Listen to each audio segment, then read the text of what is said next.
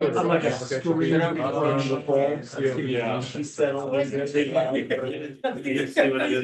I'm very strong opinion about seats. So, Okay, well, I hope we didn't do you too wrong. no, it was exactly. Yeah, I think so. That's probably Okay. Although I probably was like COBG. really wanting to. Nick, there is no. Perfect. Great, thank you. See what sort of mushrooms and fish they would bring in for us. People are Like- bringing mushrooms and fish for you? No, the last meeting we had where one of the options was that city staff would Oh, bring forward yeah. for our. Yeah. Super sustainable. Police were like, thanks for the. Technically, we're edible. No, No, but Morgan, are you logged into Zoom? there's a lot of people back home that I probably should If you know. that present, don't. then In fact, you- I got it. Another star. You got it? family. Okay. I got it. No relation, and I never met them. Eliza. Two hours. Yeah. And I think Mayor. And their kids were just literally Counselor like Pat's gonna join you just. 4 years ahead of me in school and like just never met them. Yeah, yeah. But since moving here, I've met 3 different stars. From that family. No, just Oh, just- different Is stars. that Yeah. all of a name, it turns out? No, I do read it. Big say. Yeah. Yeah. Alrighty, team, we're gonna kick off the meeting. So our facilitator Jen had a family emergency. She's not gonna be able to be here today, so I'm gonna run the show. So apologies in advance if it's a little bit bumpy. I'm gonna kick off the meeting with a bit of just an overview of kind of how we expect the conversation to go today. We're gonna be here together for about 3 hours, so buckle up. We've got coffee and hot water and tea back there, water and snacks, and we'll give some time for a break too. If folks need to like jump out and go to the restroom, feel free to excuse yourself.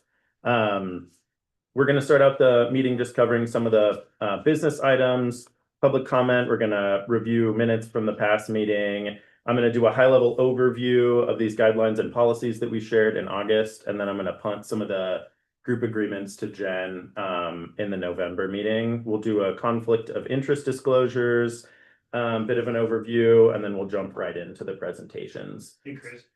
Keith is online. Can we just verify that he can hear us and he can see that? Yeah, Keith, are you able to hear us online? I sure am. Thanks, everybody. I'm sorry I can't be there. But yeah, I can hear you guys well. Great, thanks for joining us. So we're gonna start out the presentations. We'll hear from Rachel about revolving loan fund and infrastructure loan funds. We'll hear from Sarah Odendahl and Dan Stake as to how they've implemented a revolving loan fund here in Bend. And then we're gonna hear from Ryan Starr about his ideas for an infrastructure loan fund and a case study that was done by him and some PSU students here in Bend. And then we'll do a bit of a break. We'll have an opportunity to come back and kind of just discuss as a group, and then we'll jump into credit enhancement to round it out. Are there any questions, or is there anything I can do before we get started? Fantastic. Alrighty, we are going to open it up to public comment real quick. We're giving folks 2 minutes each. Is there anybody in the room or online that would like to provide public comment?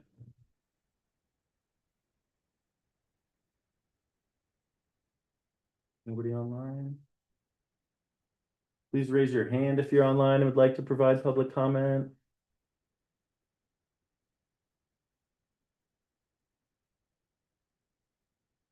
Alrighty, we're moving right along then. Okay, and we'll pass it to you, Sarah. Okay, awesome. So the minutes from our last meeting were sent out in the packet. Did everybody have a chance to take a look at them? And are there any questions for staff about the minutes?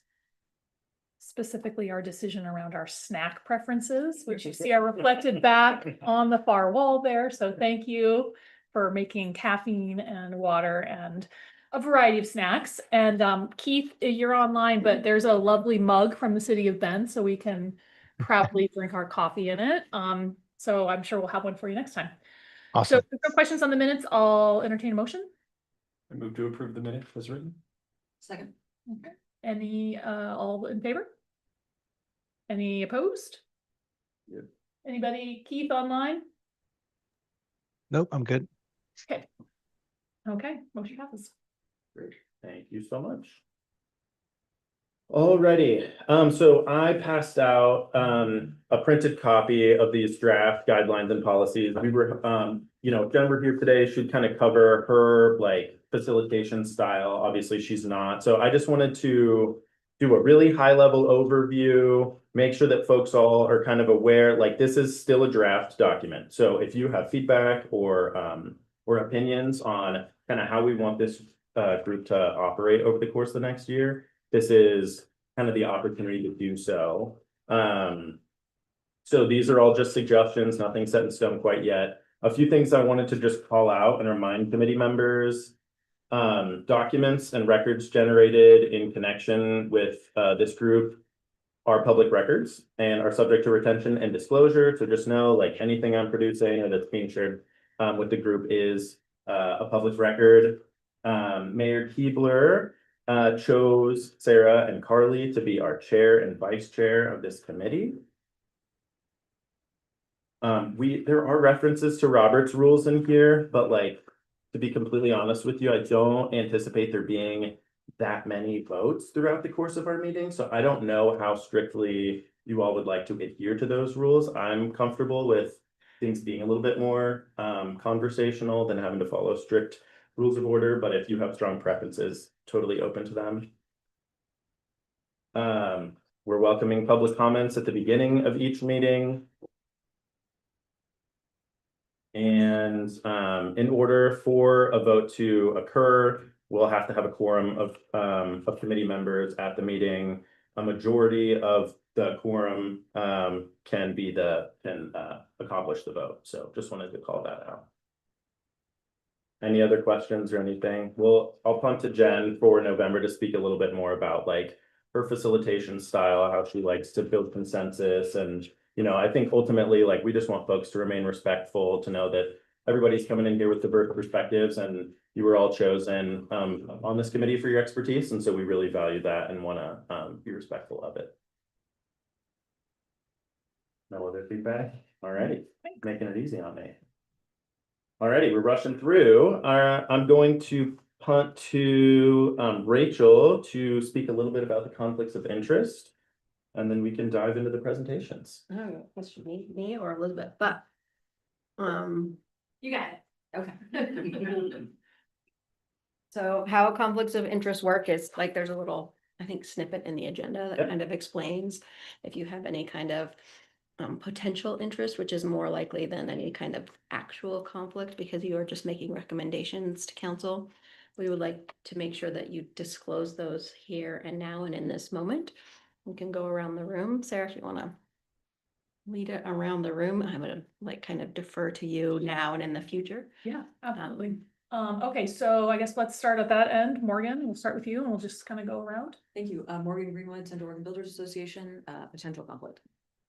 You also have to say the nature of the potential conflict, just a general description so that folks, in the minutes, it just says like, what is the nature of the potential conflict? Let's see, my membership is likely to utilize any of the tools that we may come up with as a recommendation to council. Thank you. Matt Martino, Columbia Bank, potential conflict of interest. Clients that I work with may utilize these services in the future, but I look to gain no monetary value from the decisions made. What he said. Ben Bray, Home First Development, potential conflict. We're actively pursuing real estate developments in the area and could potentially utilize the programs that are approved here. Carly Colvin, Ben Redmond, Habitat for Humanity, potential conflict of interest. We would potentially use some of these programs. Sarah Odendahl, Chamber of Commerce, potential conflict of interest as we currently operate a revolving loan program. Chris Ogren, no conflicts. Todd Pryor, First Interstate Bank, some potential conflicts. Some of my clients may be using these products. Ryan Starr Designs and Architecture, clients potentially could utilize. I guess I should also say I am a partial owner of a piece of property that could potentially benefit. Keith online. Yeah, this is Keith Wooden. Potential conflict of interest. Housing Works is an active developer in the region as well, and may at some point in the future use some of these development tools. Fantastic. Eliza's on as well. Oh, Yeah, Eliza Wilson, Rooted Homes, also potential conflict of interest that we may use some of these programs in the future. perfect. Thank you all so much. I'll just let you know, we'll have to do this at every meeting. It has to be every time you talk about a topic that might raise a potential conflict. So I'm sure the words may start to come out easier over the next few meetings, but I just wanted to make you aware of that. Keep cards. And you can always perfect the language. Yes. Alrighty, we're gonna kick things off talking about revolving loan funds and infrastructure revolving loan funds. And so I kind of combined these because they pretty much touch on like the same things. But you'll see they speak a little bit more to the infrastructure pieces because an infrastructure piece would be a little bit more unique than just a typical revolving loan fund. So primarily, we want to make sure that you understood from the materials what the objectives of a revolving loan fund could do and the benefits of them. Such as offering developments, loans.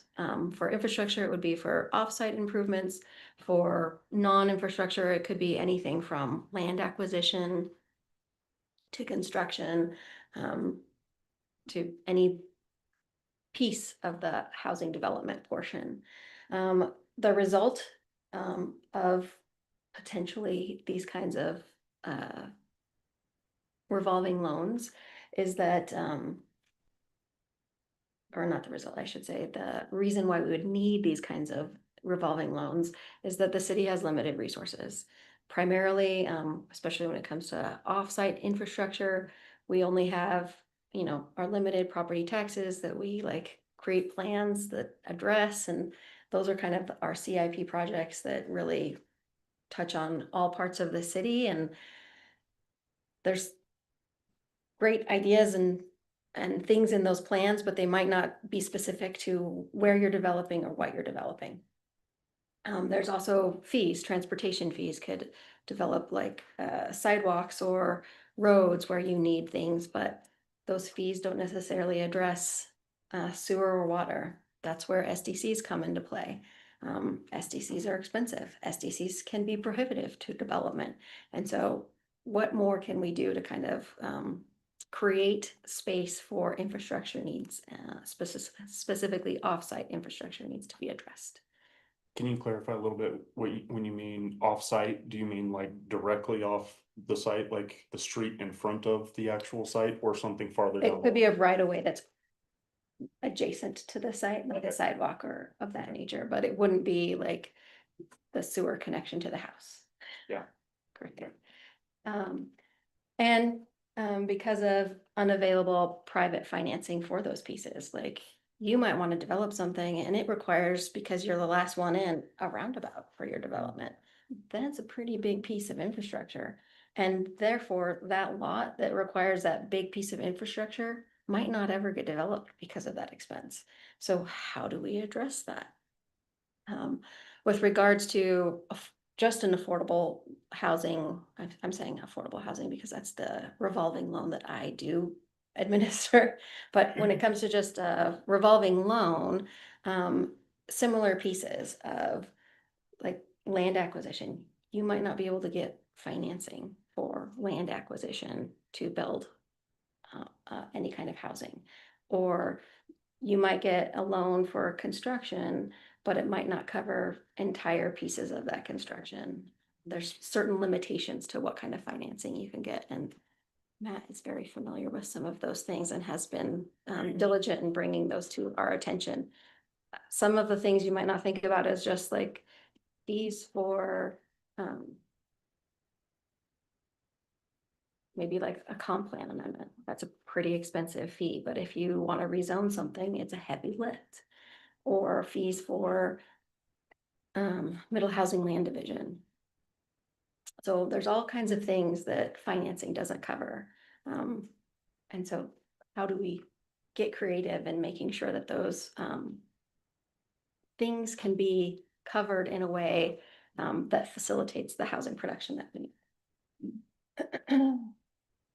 So although these make available, oh, can you go back one more slide still?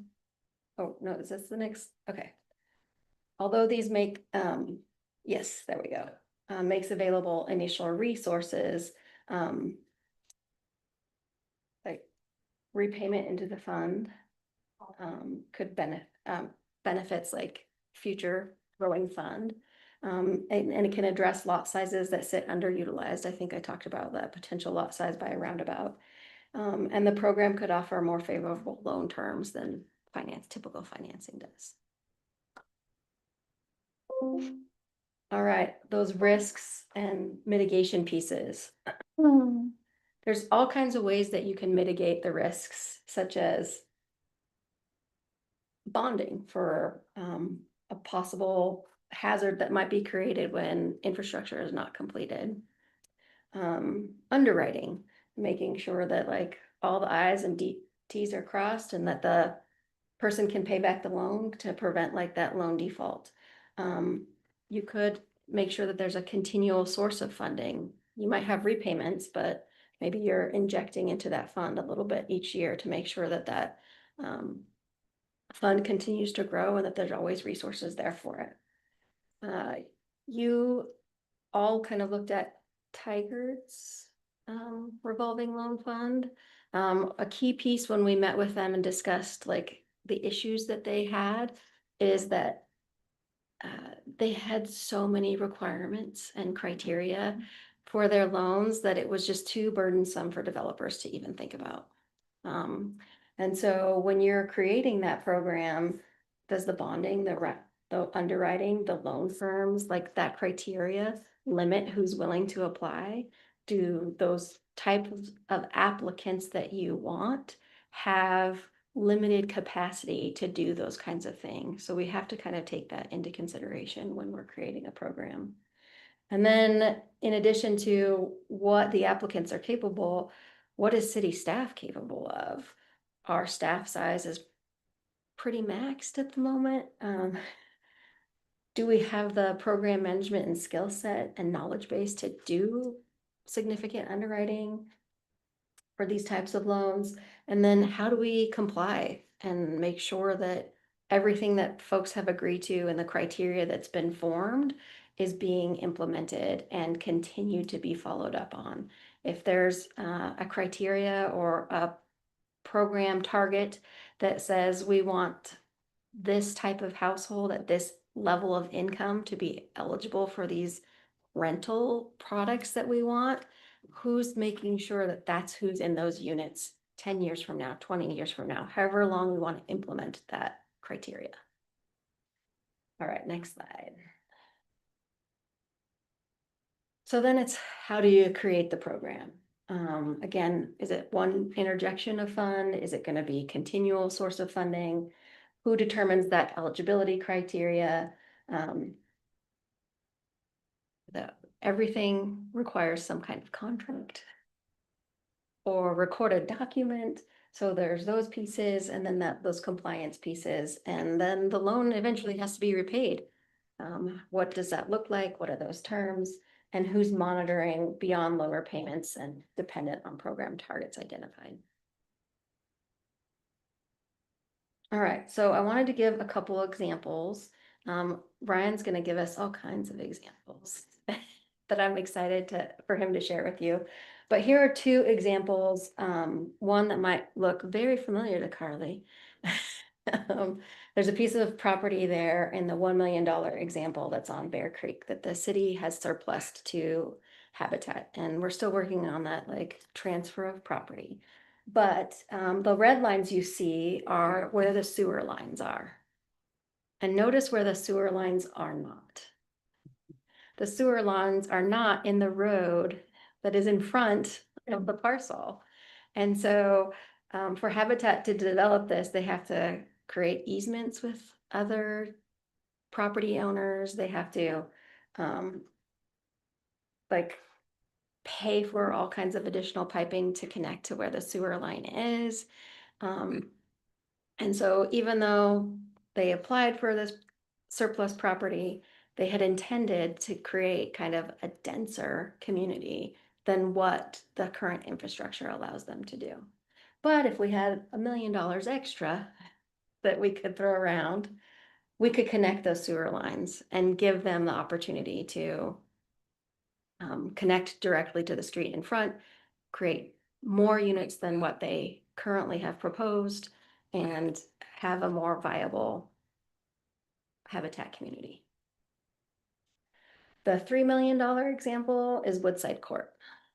We surplus this, or we didn't surplus this property. We provided funding to purchase this property to COBA, Building Partners, which was the nonprofit arm of COBA, 10 years ago.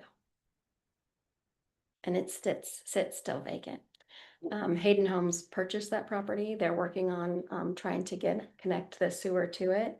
You'll see the sewer lines above it with the railroad in between. So it would require burrowing under the railroad to connect that sewer line to this property. Sounds easy. To the purple area that you see there, there is a septic to sewer program going in. So the sewer line will eventually, where that dot is in the next year, be placed there. But they still have to put something in the road and significant infrastructure to connect to even that septic to sewer Windsor Court parcel. So these are the types of scalable projects that could use like $500,000, $1 million, 3 million, just to make sure that the projects can come to light. So I just wanted to give you those kind of examples. Notice it's all about sewer, but I think that's probably Always is. the biggest barrier that housing production faces. All right, next slide. And if we want to do the discussion after Ryan and Sarah get a chance. That would be fantastic. Ryan and Sarah's going to speak to like the revolving loan partnership that they have with the credit union, and Ryan's going to speak to a little bit about the infrastructure, like things that he and Portland State identified that could help bring more housing to the community. But go ahead, Sarah. Okay, great. Dan, do you want to come on up? Thanks, Rachel, for setting the stage so nicely. Obviously, Sarah Odendahl, the Ben Chamber, we have a revolving loan fund in partnership with Mid-Oregon. So you want to introduce yourself, Dan? Yeah, I'm Dan Stake. I'm the Commercial Markets Director at Mid-Oregon Credit Union, and thanks for the invite to join everybody today. Yeah, so we're just going to go through a little bit of why did we choose a revolving loan fund? What is the chamber doing operating a revolving loan fund? How the partnership came to be, kind of the mechanics of the fund, a case study that we actually have the case study to talk about. You see it's all in the family here, and then some future opportunities that may engage the discussion part. So why the revolving loan fund? So Chamber of Commerce obviously supports businesses in our community, and several years ago, as we started our workforce housing initiative work, obviously one of the huge barriers to build is cost of infrastructure, cost of pre-development, cost of land acquisition. And so as part of our workforce housing initiative, we looked at what are ways that the chamber can infuse creative solutions and work with community partners to help solve some of those barriers. So the goal was to use an innovative financial tool such as a revolving loan and to really make sure that it was evergreen. So we previously had the ability to invest in Rooted Homes and when it was core and help buy down the cost of 4 of their 7 cottages in a Southeast Bend neighborhood. And that was really awesome for like an employer-sponsored housing program pilot concept, but that was one-time investment. And so we really wanted to be wise stewards of the money that we had and created this concept of an evergreen fund that we could continue to grow through time.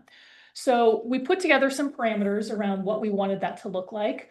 Obviously looking at that first in money, talking to developers in the community, that's obviously some of the most expensive costs and the longest to carry.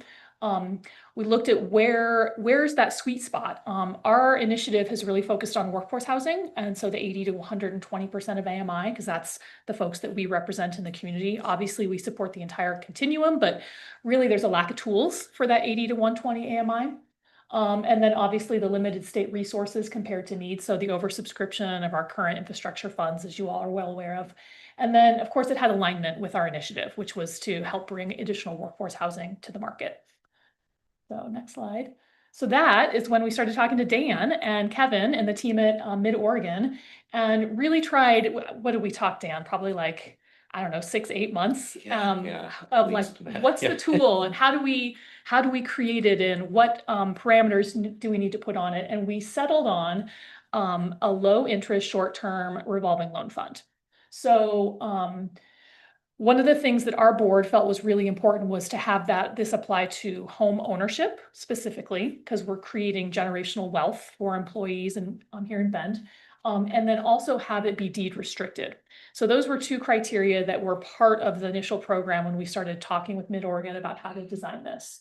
So partners in the room, obviously the chamber, and we're using our charitable arm, the Bend Next Foundation, which is a 501c3, to be able to receive the funds from a variety of philanthropic sources, as well as other community partners.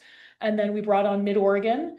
And then, of course, we've got development partners. So it's really hard to see. That is like super small writing up there, but it kind of takes a look at what each partner is responsible for. So the Bend Next Foundation and the Chamber, we're responsible for providing and soliciting, thank you. Soliciting grant funds, helping to establish the program guidelines, like I mentioned, with the parameters for homeownership and the AMI categories, recruiting development partners, marketing the program, and then helping to manage a down payment assistance fund, which we'll talk to later. And then Mid-Oregon, you all are responsible for.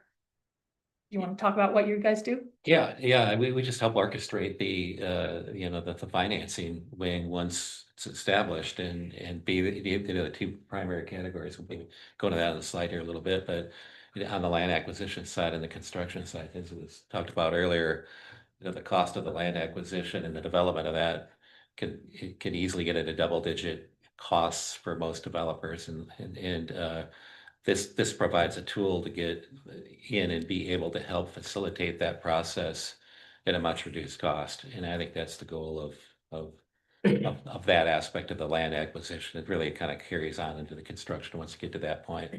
But it's an effort to try to help expedite that and make it possible where it hasn't been previously. And then we've got obviously our community development partners. So they're responsible for bringing the project forward, figuring out how this loan fund could work in their capital stack, and then making sure that their ultimate delivery of the project meets the guidelines and the time frame and whatnot. So thank you. Now it's a better font here. So Dan's going to talk about the mechanics of the two funds that we created. Yeah, you bet. So I talked about the land acquisition just a moment ago, but really it's set up where the development partners would use the funds. In this instance, we have a maximum loan amount of up to 500,000. So it provide a lot of depth in that, but we provide a 1-year draw period and a 1-year repayment period.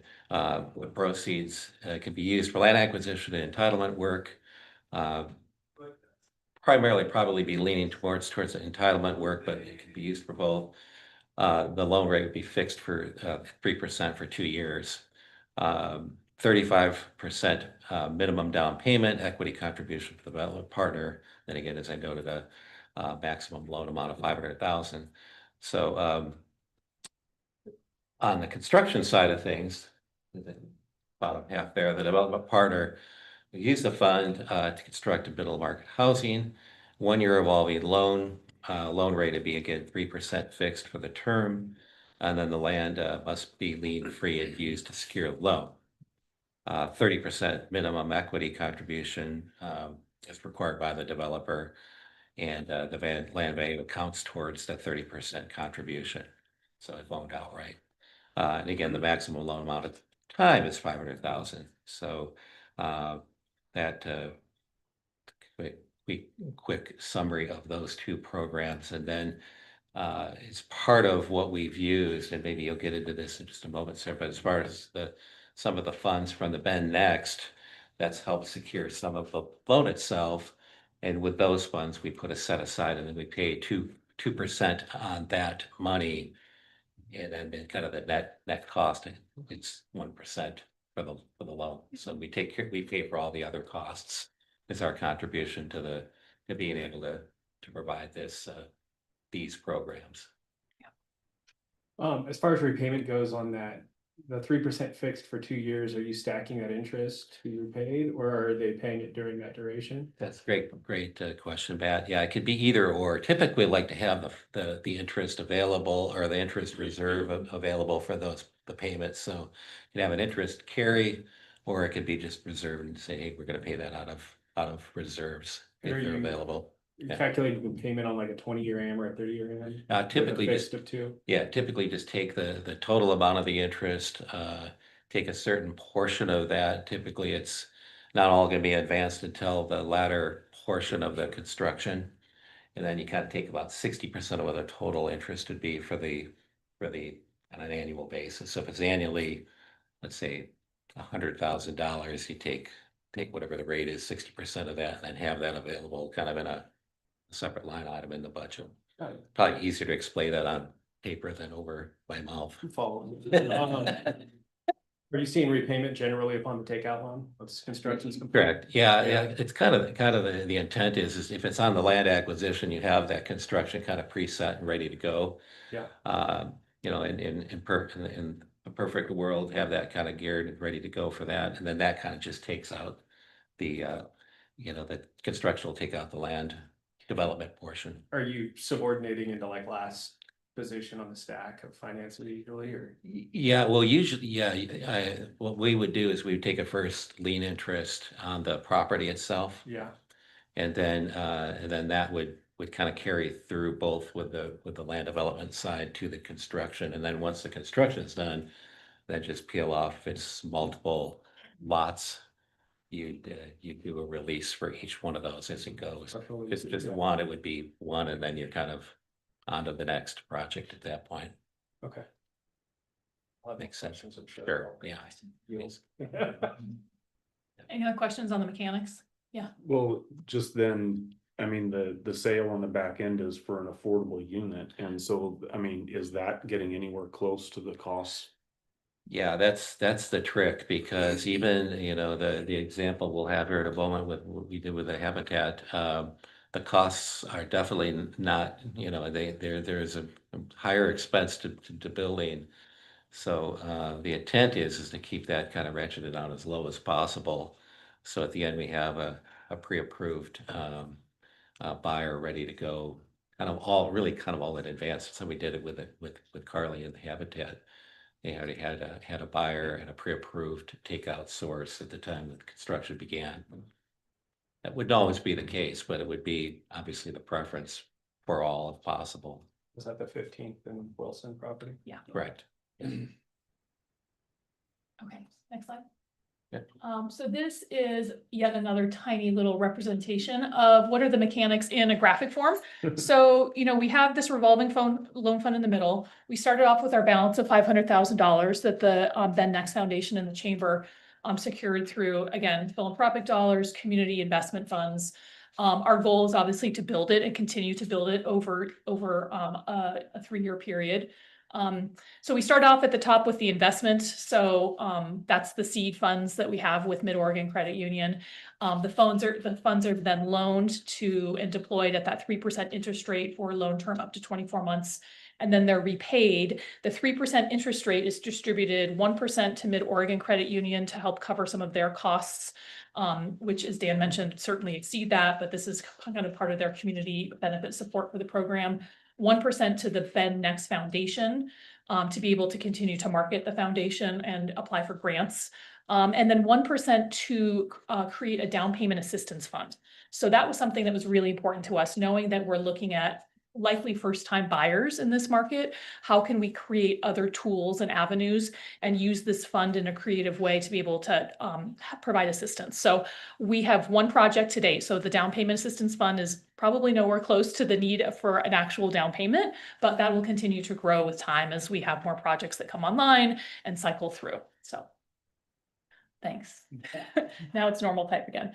So our case study, 15th and Wilson. So this was similar to the project we did with Rooted Homes or Core before, was we wanted to do kind of like a pilot demonstration project to say, let's find something with a known partner that has experience in this, be able to kind of proof of concept it, work out the kinks from a marketing standpoint, from an internal standpoint. And so we're really gracious to be able to work with Carly and her team on the 15th and Wilson project. So we came in, after the project was well underway, certainly, and after the relationship with the affordable housing middle market loan was made, and we deployed $75,000 for a construction loan. And that allowed us to then work through, as I mentioned, some of just the mechanics of developing a new program and how that works between partners. So I'll let Carly share a little bit about the project and the loan. Yeah. So our 15th and Wilson project, it was actually for our organization, a pilot as well in middle income housing. We typically are 80% AMI and below. So this was an 80 to 120 house. So something that we're typically not doing as well. So on our side, there were some new things that we're doing as well, which put us in looking at the way we were doing financing. We're not using Lyft for the first time. We're looking at things differently. The first thing I'd say in how we made this work was the land was donated. So the land we were using was donated, which is where the 80 to 120 became feasible to start with. And then we had middle income grant funding from the city in $75,000, which allowed us to partner with Hiatus Homes on the design and on some of the SDC that paid down some of the SDCs that we were paying for there. So those pieces helped initially. But what we typically do when we're financing a project, we're financing typically with cash. We're not using construction loans when we're doing things, but we're using cash and then we're reimbursing through Lyft or reimbursing through other loans. And so not having that while we've got 20 other homes under construction, we took this opportunity to take on a construction loan as the demonstration project, but also as an opportunity to keep our cash in some of our under 80% AMI homes. Knowing that we weren't going to have an opportunity to reimburse from grants or other things on this side. So that really helped us keep that money over here.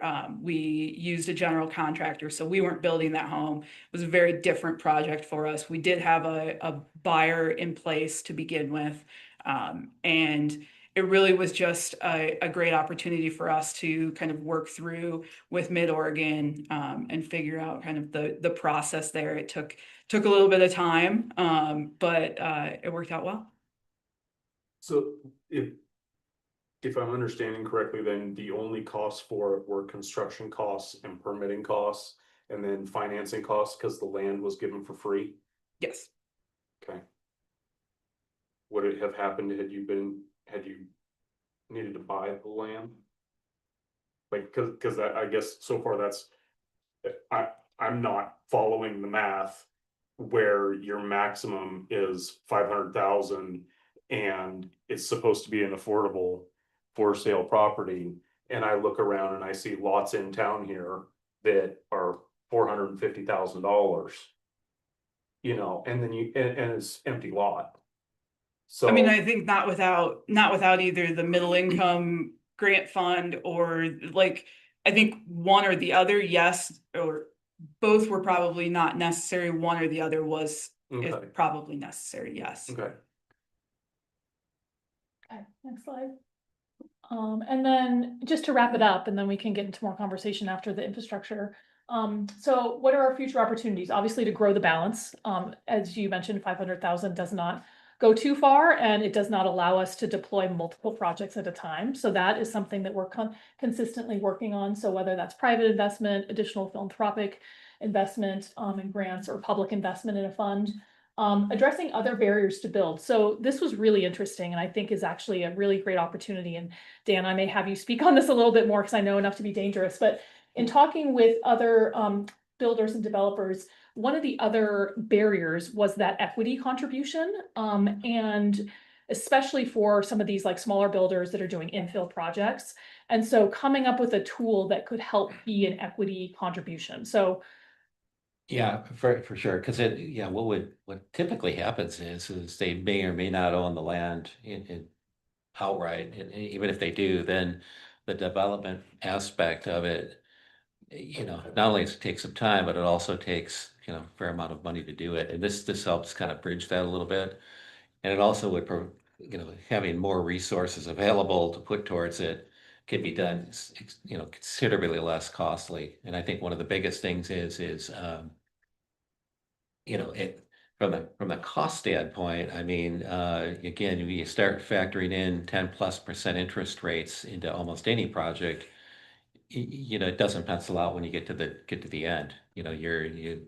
For a developer to do that, it's much harder to do that. And that's why you don't see as much land development going on, just because of the cost to do it and the time it takes to do it. So key would be to try to get something that is there, available, have some sort of expedited process to go through it, try to get it done as quickly as possible, get to construction as quickly as possible.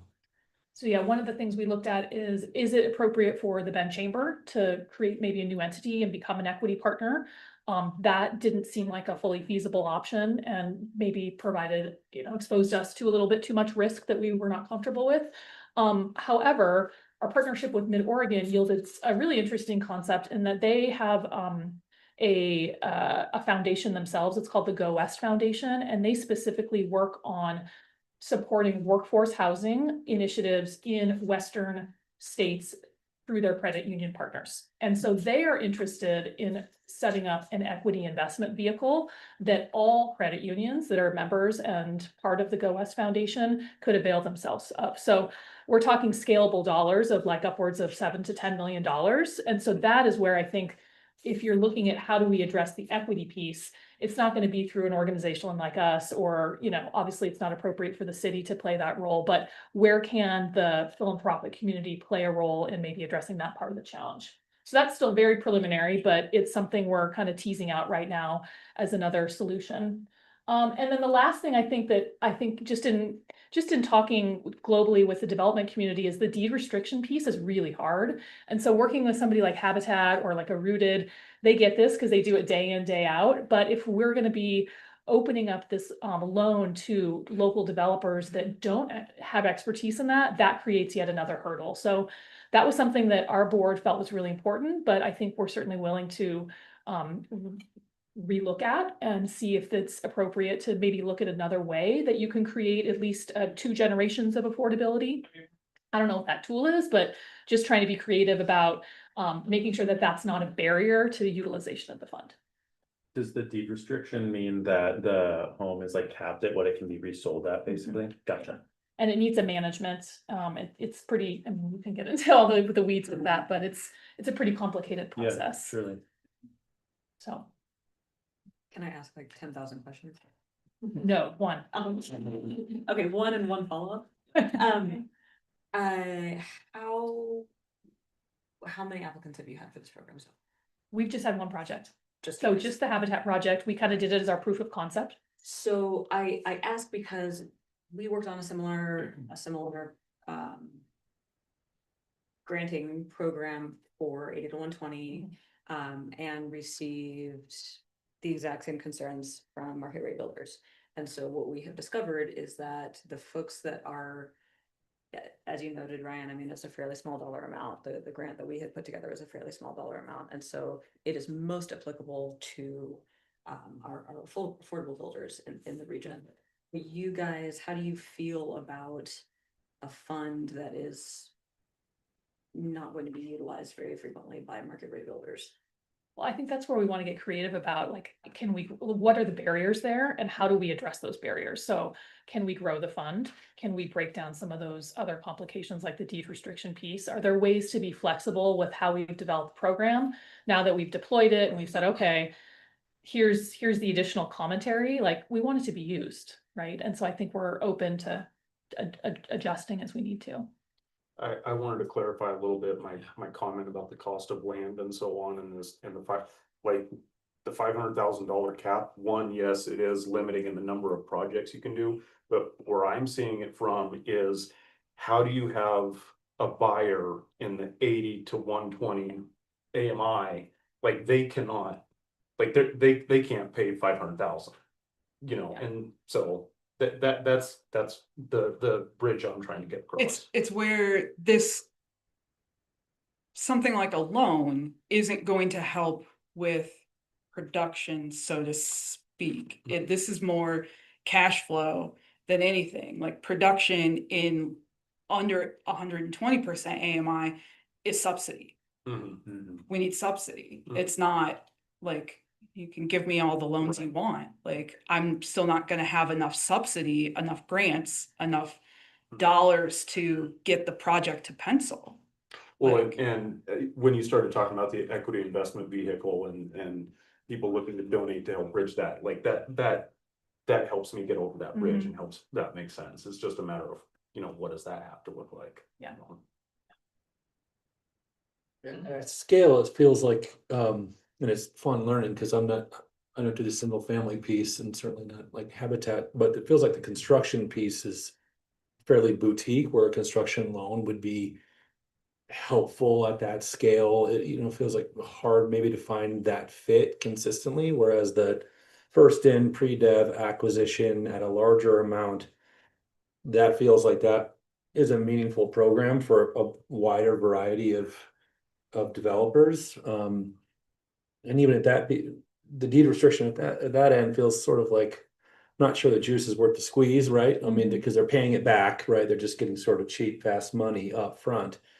So having to then go through the kind of legal complexity there, I can see why that would be challenging, especially if you're not familiar with it. But yeah, it's hard to imagine. You don't use other construction loans, right? But if I thought about us or other, we've already got a construction loan, so that, you know, trying to think about how to use that piece. But the first in money on the acquisition or the entitlements is a meaningful contribution.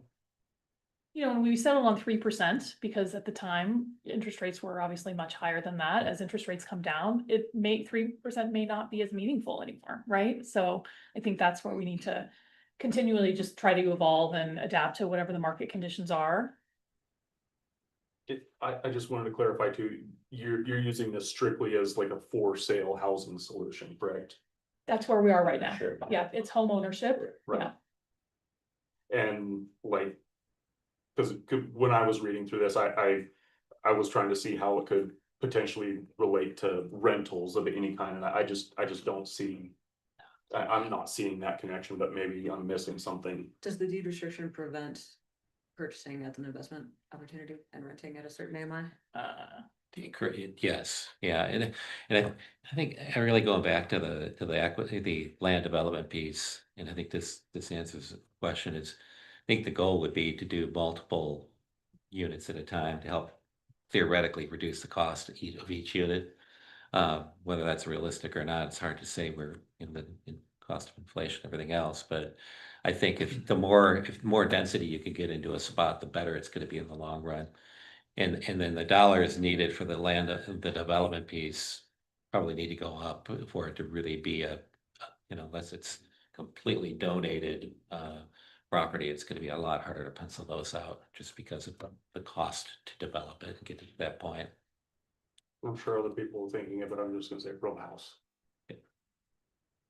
Yeah. but I'm a big fan of row houses. But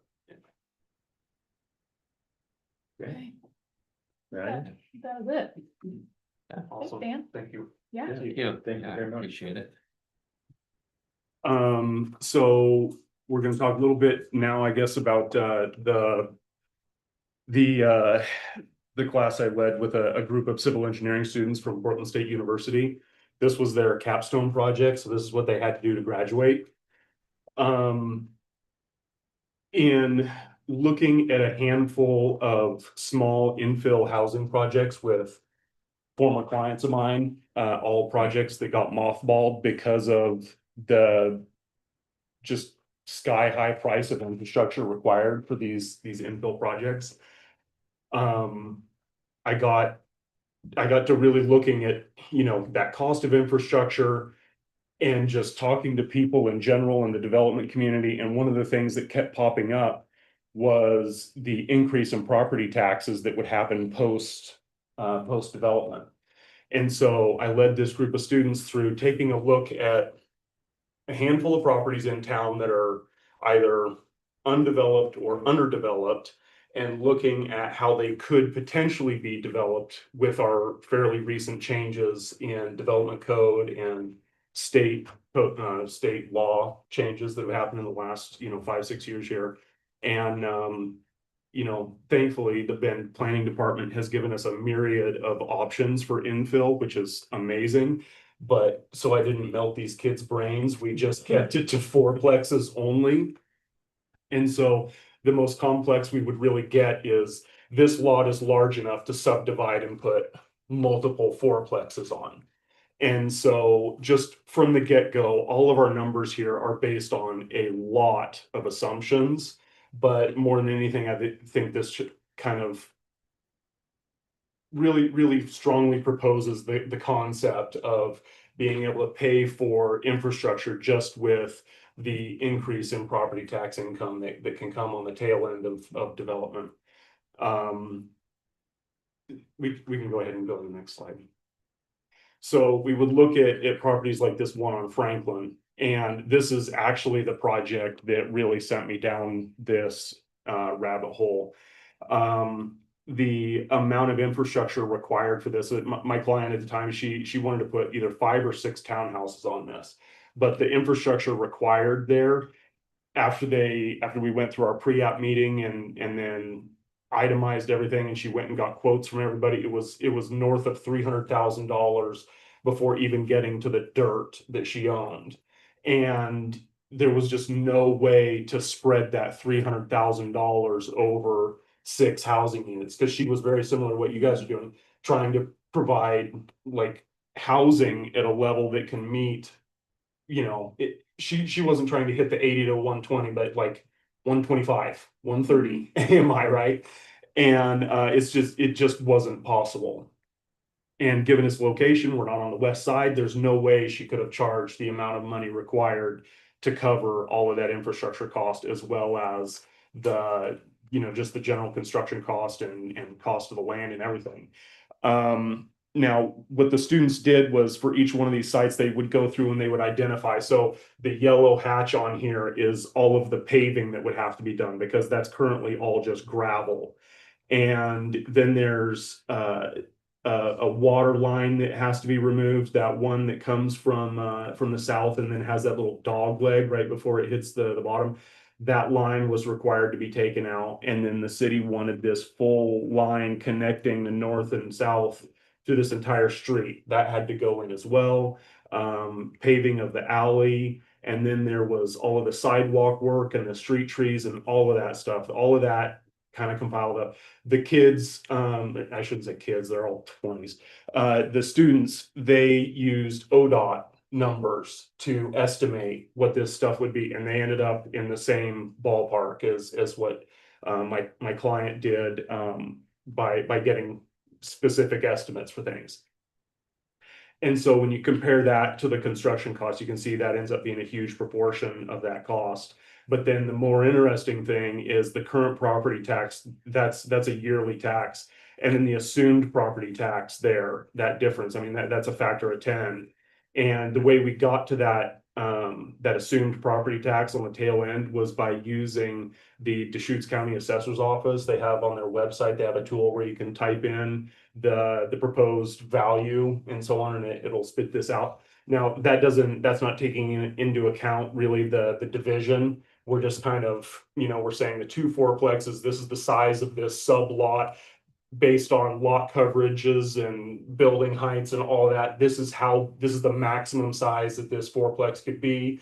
And then comparing that to data that's on Zillow and the other internet real estate stuff to look for somewhat comparable properties, to then find a square foot average and then apply that to what this is, and then taking that to Deschutes County. Now, the one caveat I have always had with that is that duplexes and triplexes here were built way before they were prevented in the building code. So you're comparing like C grade properties to what would be A grade properties, right? So the value there is even lower than what I think it would probably end up being. So again, like I said, there's a lot of assumptions and a lot of holes that we can't really fill, but there's a lot here that could be looked at. A lot of what we were looking at was also, we're assuming a 200 square foot construction cost. And then when we're talking about the repayment of things, we're also just assuming a 0% interest, which again is not possible, but also, easiest to kind of just look at the idea. So if we take a look at the next. So here's another one that could actually be broken into 3 lots. And this one here, you'll see that jump in property tax is enormous. And again, that's paying off that infrastructure. And again, that's just with the tax delta. That's not counting the current tax. So, part of the reason we're looking at that is using kind of a TIF model for being able to take the funds from this to pay that stuff off. And then, and you'll also notice that we're talking about just basic RS zoned lots, which when you look at a zoning map for the city of Bend, that's the massive majority of what our land is. And so this is something that can apply to huge swaths of town. But where it's going to be most powerful, obviously, is in the older sections of town where the property taxes have been depressed because of measures 5 and 50. And so that's where we're going to see this biggest delta jump in things. And then I think we have one last property. So this one on Colorado, because this is zoned RM, this is again where it's like, we're just going to keep it simple and we're going to talk about it just being a quad. And so as a quad, we're looking at jumping from, again, it kind of blows my mind that there's a property in town that only pays $831.93 a year. Granted, I guess that information was like a year old, so it's a little bit more than that now. But anyway, if we just put a quad on that, it would jump it up to 13,875. And that's a huge jump. And that's like every year after that, it's just that much money. And, with some of the other numbers and things that we talk about with some of these other programs, this is relatively small stuff. But when you look around and I've become obsessed with this, and every time I drive around town, I just see property after property after property that this would apply to. I mean, there's got to be hundreds of them in the city of Bend that this would apply to. But this one here, I just want to say too, that because it's an RM, has a lot more options. The one that I personally would jump to would be a mixed use property where you have 4 units over commercial space, and then you're going to just push that property tax that much higher with something like that. So this isn't even getting to the potential in the BCD and some of these other areas where there's additional options that are allowed because of overlays. So then we have the last slide. And then this is the averages of the 10 different properties I got them to look at. I gave them a list of like over 20, and several of these are properties that either were coming from clients who, like I said, had to kill their project because of the cost of infrastructure, or projects that, like, once I've been through a few of those, it's pretty easy to just look and go, there's one that'll apply. And so just having them pick a bunch of, I picked a bunch of these lots for them, and just kind of at random, they went through them. I was hoping to get through all 2025, but still with 10 here, I think it still kind of drives home the point here. I think the most interesting one is the years to pay back the cost of infrastructure with that, again, just that delta is less than 9 years. And I think this is really an exciting concept. Again, because of the assumptions we had to make, I think it needs to be reevaluated with some more specifics and so on. But I personally think there's a lot of potential in something like this. I should also say, I think the most potential for impact with this would be if the city is just taking this off of the books for these infill developments, and the city is just handling this, and then the developer is then just worrying about their land and their laterals and their subdivisions and that sort of thing. And part of the reason why I think that is because the city benefits so much with this increased tax on the backside of this development. And by laying the groundwork and getting this infrastructure in and preparing the site for this, it's that to me is like the product that the city provides. And then the developer then is providing the housing or the commercial space or whatever, but that can't happen without the support of the infrastructure, be it the streets or the water or the sewer or whatever. So is the concept that the infrastructure amount is just an upfront grant or it's just a forgivable loan after 10 years? What's the instrument that gets the money to the applicant? What's the? I personally conceived of it as a grant that is funded through a TIF style funding where the city can have the funds based on their future tax base, and then they can either take a loan from it or they can, you know, have that some money set aside and just distribute out of it. And, you know, the actual mechanics of that can be finessed, but the idea being that, yeah, the city takes care of it. And in part of that, I don't know if the city then handles that by paying the right-of-way contractors themselves, or it's probably better to do it as, like you said, a grant, and then the developer can handle the right-of-way, because I'm assuming there's some wage issues where if the city handles it directly, then it has to be done in a different sort of way. So, anyway, Any way to avoid prevailing wage, I think, is key. yeah. And so I do know that there is kind of like an upper limit on what the city can provide to properties and so on, but with a lot of these, or to developments, I should say, but in a lot of these really small scale developments, it's like, you know, I think the highest infrastructure cost in what we looked at was 330,000 there for, you know, development number 3. So I think that's pretty well under that threshold. Don't want to steal any thunder. Matt Stewart, real estate facilities director, you'll hear from me later, but I thought I wanted to chime in, like when we had previous discussions. We have the site-specific TIF program that we get submitted. We're going to talk about the next home meeting, but you're on the right track with the BOLI. I just wanted to make sure that was floating in everyone's head. That limit is typically about 750,000 when it triggers. So we typically look to stay under that limit when we put in any public dollars into a housing project, if it's not capital A, affordable housing, or deed restricted housing. So under this scenario, we would want to consider that as, and obviously if the city performs it as a capital project, it has to be prevailing wage. So for that, we look for that as like a developer. Rebates do not qualify as BOLI. That's how the site specific TIF kind of navigates around that on a larger scale. Just a 30-second, we'll talk more about the very next home meeting, but he's on a similar trajectory. But yeah, I think safe to summarize, it's like kind of short-term pain for long-term gain, right? It's kind of your proposal is if the city's willing to sacrifice and provide some upfront infrastructure funding, your proposal is that it eventually the city would ultimately benefit in as far as additional property taxes in the future on the approved properties. Reminds me a little bit, I worked on the hardest hit fund programs a long time ago.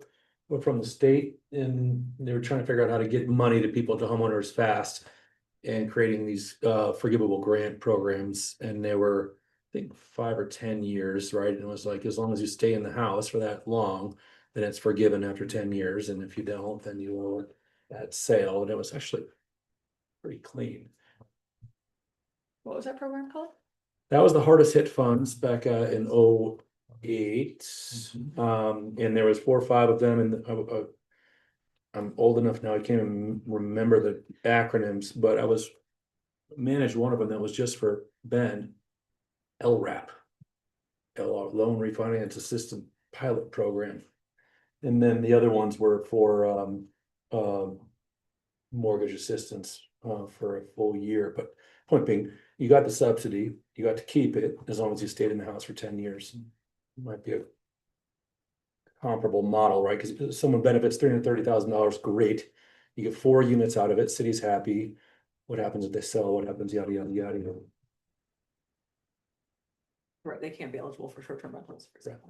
Right. So there's but the juice has to be worth the squeeze, right? I mean, it's a good amount of subsidy, not that much, right? And the smaller amounts, it's like, oh, for 50 grand, you know, it would maybe be too administratively burdensome for that small, and you would want to think of it's the minimum number of units you're going to realize for the investment, right? So 250,000 minimum and 4 units minimum or something like that. It would seem like you could get some scale pretty quick at that level. Right. Well, yeah, Ben, and that's a good point. Like, Brian, I really like the idea that you did this all with fourplexes in mind, because your infrastructure costs are not going to increase that much more as you add units on, but obviously that tax delta is going to increase significantly. Well, and you know, as I just mentioned previously, I love row houses. I mean, you look at row houses for this and like your number of units can really go up, especially considering the fact that Bend allows ADUs within townhomes and row houses. So you can really start producing some numbers of dwelling units real quick. And then the other aspect of that sort of approach too is with row houses, they could either remain as like for rent long-term or for sale. A lot of different options there for how that goes. And I think if you start really taking that down the line with row houses, you start getting into really being able to benefit from pre-approved plans and some other things, because you've really taken a lot of variables out, because at that point it's like, well, we're talking about a lot that's 20 feet wide or 25 feet wide. That's your decision. And then you pick your plan based on that. Brian, can you specify the difference between a row house and a townhouse, just for the? Right, sorry. So the city of Bend has for quite some time now allowed townhouses, and a townhouse is it's a collection of dwelling units or homes that are within one large structure, and they will have a party wall between the units, and once the thing is constructed, then it comes back and the city plats it, and each thing becomes a fee simple property. But it all has to be designed and permitted and built all at once, right? And that's partially because they're actually structurally connected, very minimally, but they're still structurally connected. And then a couple of years ago, I proposed with the Ben Yimby group creating what ended up being called a row house, which is the same sort of concept. When it's all said and done, look at it, it looks identical to the townhouse, but we have it's flipped the process, where the townhouse, you start with a plot of land, you design and you build everything, and then after everything is done, then you get the property subdivision created. With a row house, you take the large piece of land, you subdivide it first straight up, and then you permit and build each individual house. So it's basically exactly like we do single family detached homes. It's just much higher density, and we don't have any of the wasted land that is that 5-foot side yard setback between every house.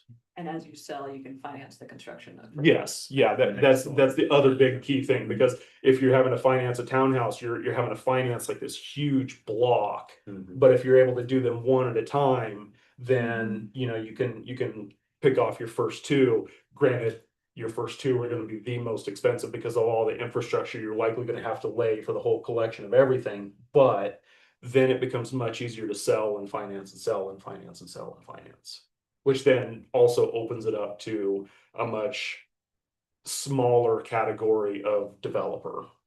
You know, that then you're approaching something that even mom and pop developer could handle.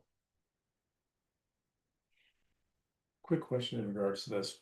The example that you had, one of the clients that you had, Mhm. and just before they even broke ground, there was a $300,000 cost. Mhm. If that didn't exist, or if that was put onto a secondary lien that would be null and void in 10 years, would it, in that Yes. case, would it penciled out? It would have. So it would have Okay. worked. Okay. Yeah. And I should say too, that $300,000 still doesn't even get power to the damn thing. Hmm. Like they still have to pay the power company to dig a trench across Franklin, which that's gonna be super easy, right? Are you still know. waiting for a bid from him?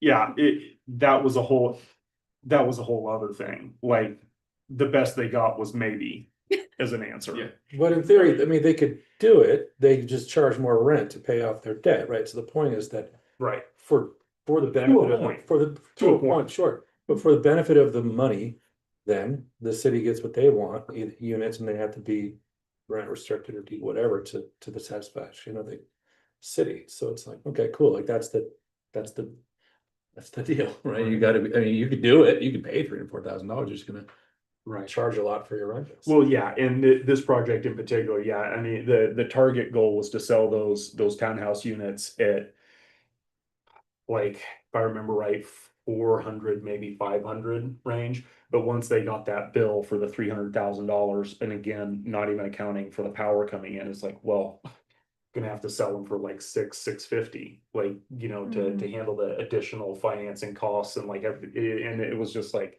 there's no point in even chasing it at this point. So that's, I mean, it's now being used for pallet homes. I'd say you've repurposed it, haven't you? Well, I didn't. Or I mean, the owner yeah, has the owner repurposed has it. it. Yeah. Yeah. Not to belabor this, Well, I wanna think about some of the logistics associated with this, and Matt, I don't mean to put you on the spot. Put you on the spot. To, But I will. But I'm going to. If we were to execute some kind of a TIF thing, something that rhymed with TIF, Yeah, would it hit this from last night? Would it hit our acreage and our total assessed value? yes. Start adding. Any new TIF district would add to that. However, on a lot by lot basis, it is fractional of a percent. Okay. So you could do, and that's the site specific TIF, I think as Jonathan went through, it barely raised our complete AV percentage, Yeah. not even like 0.2%. Okay. So on this small scale, it really doesn't make that kind of difference. Even if we went in on 100 projects, which Ryan's talking about? 100? I'm just Yeah. asking, where does it, where do you go? Not on this scale. Okay. Not on this scale. 100 projects this scale, no.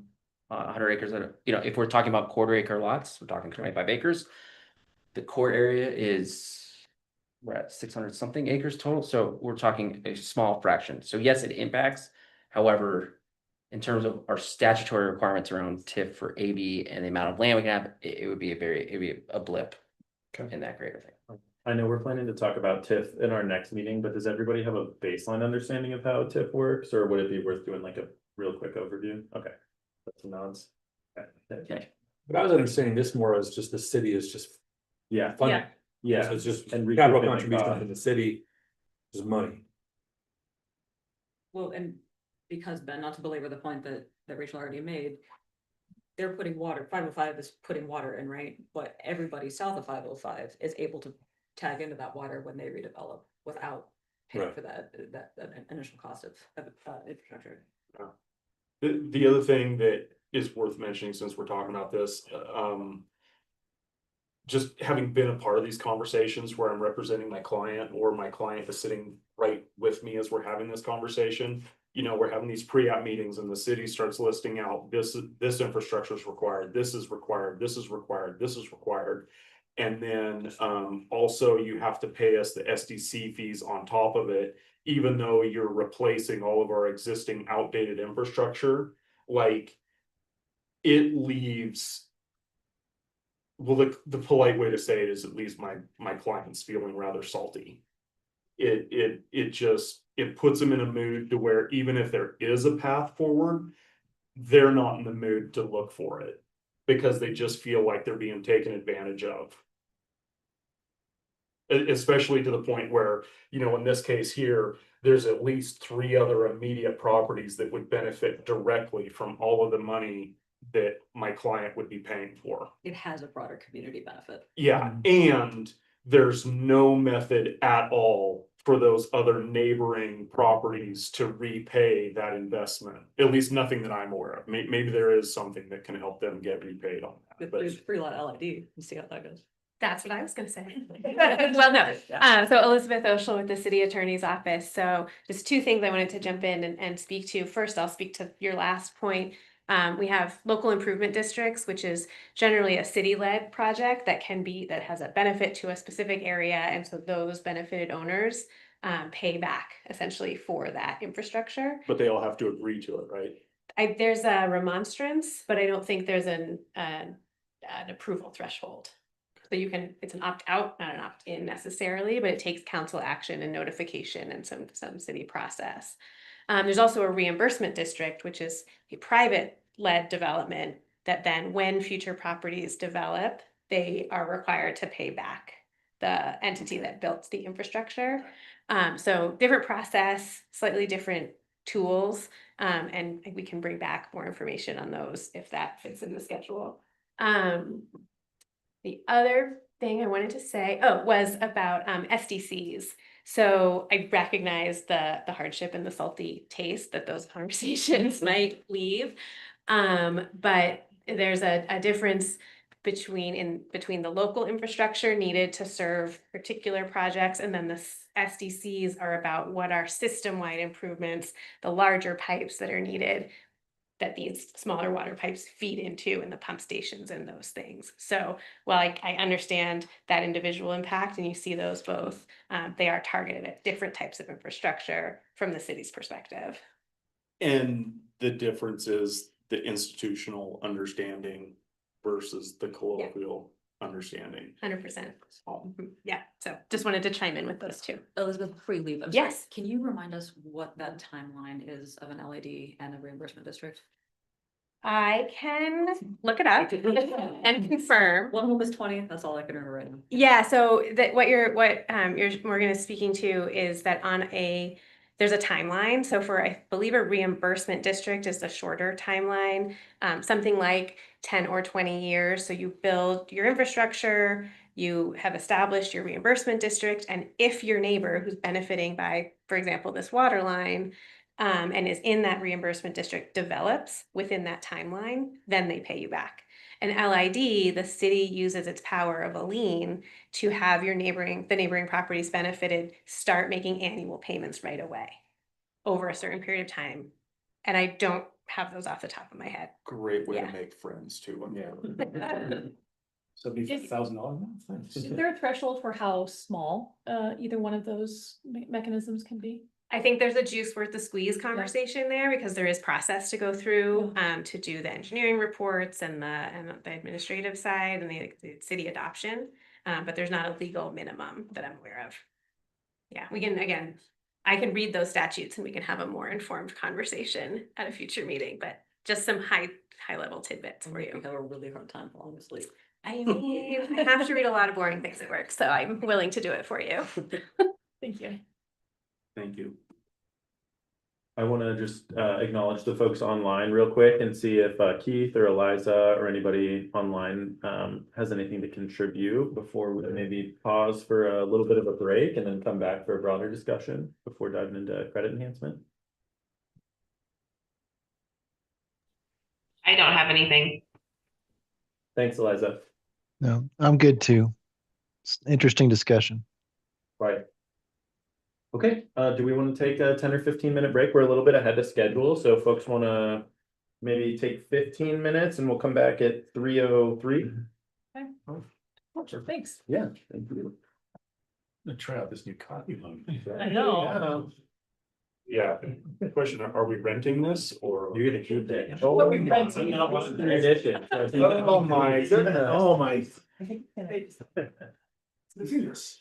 They're heavy. I thought they were thin. I thought so it picked them up. was gonna be 10 too, yeah. Yeah, is this ceramic then? I think. I don't know. I think so, yes. Yeah, ceramic. When we were setting about Or analysis should. We'll talk about some. Can really do something more relax. Like with like with us for formula. Yeah. So that, so we've been kind of playing with.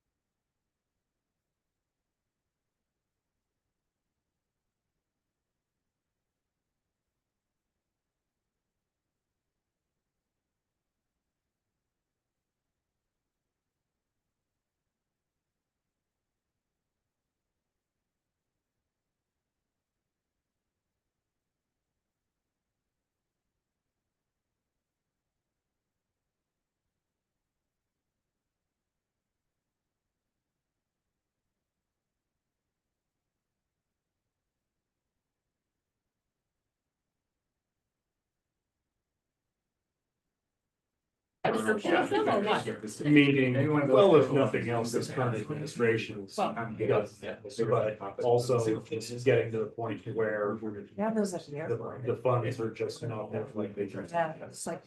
There was one time, I mean, there's diminished funds this year for the first time in 10 years because of the economic environment. So, but in terms of what'll happen next biennium, I don't think anybody can credibly say what. Yeah. They're gonna ask for the money again and they're gonna get it if it's there and they won't. Sorry. It's it's Good answer, is that answer? the catalytic program No, for it's- the governor's office and for the legislature. It's not gonna go away. It just won't be diminished as long as there's a. But now, lit money though, that's federal money though, no, okay, I'm getting confused with the various different things then, okay. It's not. Okay. It's the.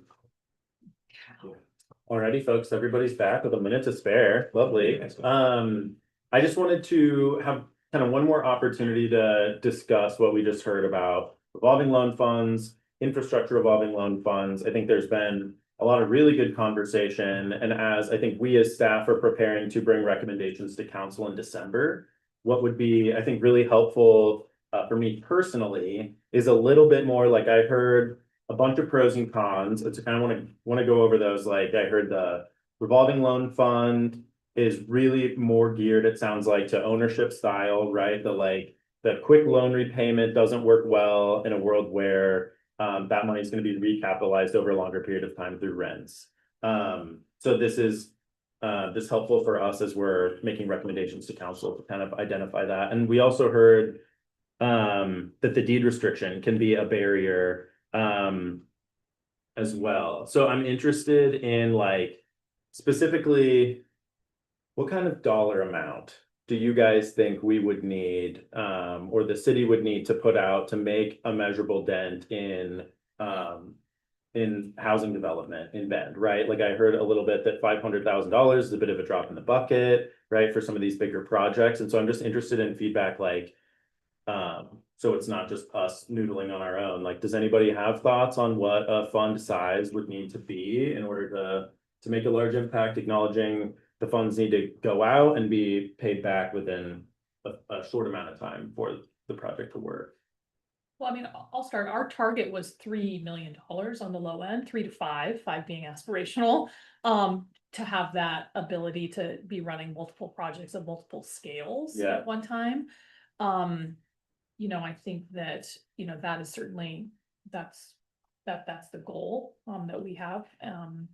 But that's also that's not the infrastructure side of the house, right? That's a different conversation. How did you get to the $3 to $5 million number? Was it like market research or just like assuming $500,000 loans at a time, or?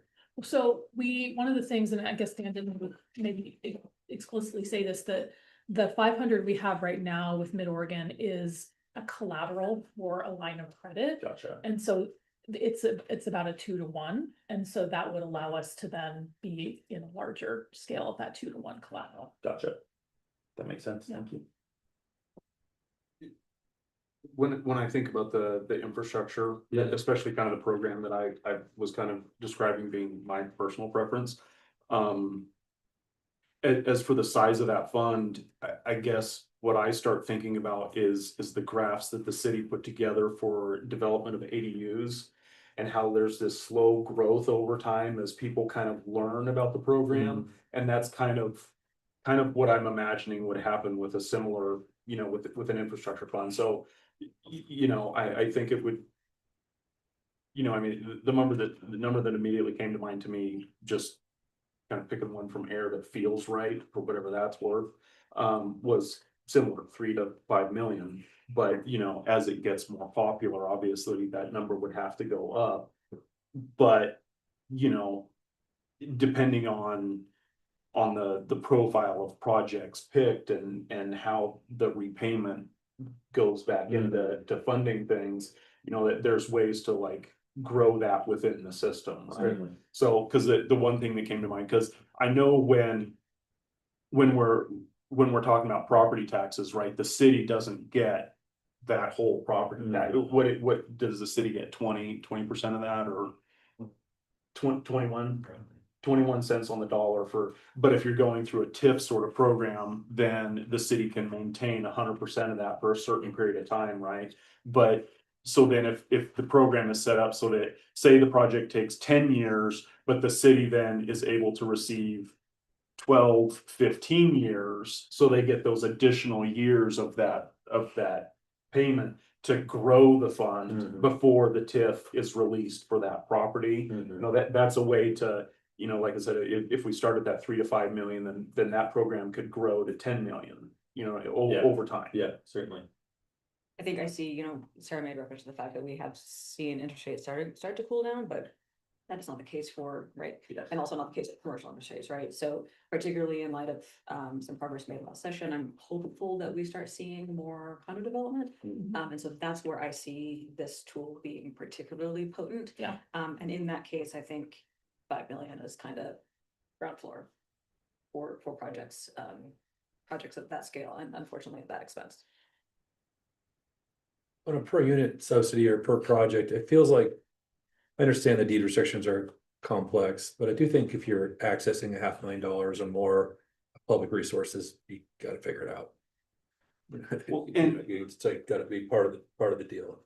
I would think there has to be a way to create a wrapper organization of some sort, maybe that like they just handle the deed restriction bit, and you know, other developers don't have to get into all of that. They just develop the property, sell it, turn it over, whatever, they get their payment for their work or whatever, and then the property becomes a part of this deed restriction organization.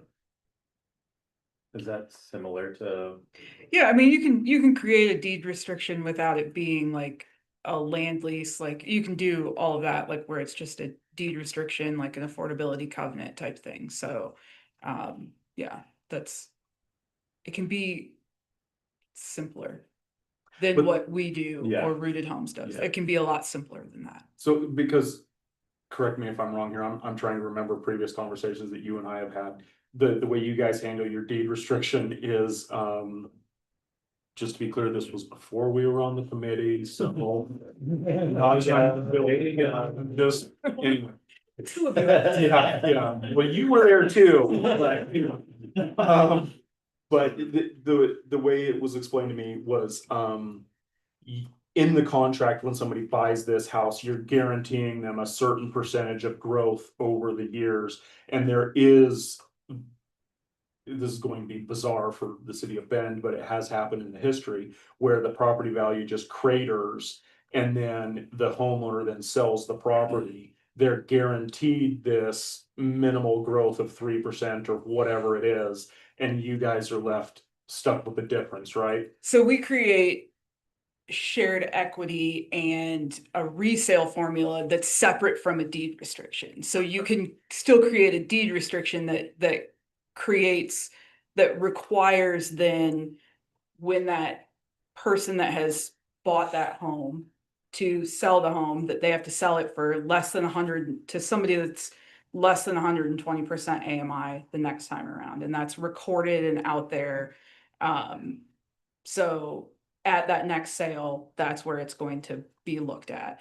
And that can be completely separate from what we do in some of our other documents, that is our resale formula or our shared equity agreements. So those are separate pieces of our programming and what we do. So they can be completely separate. Okay.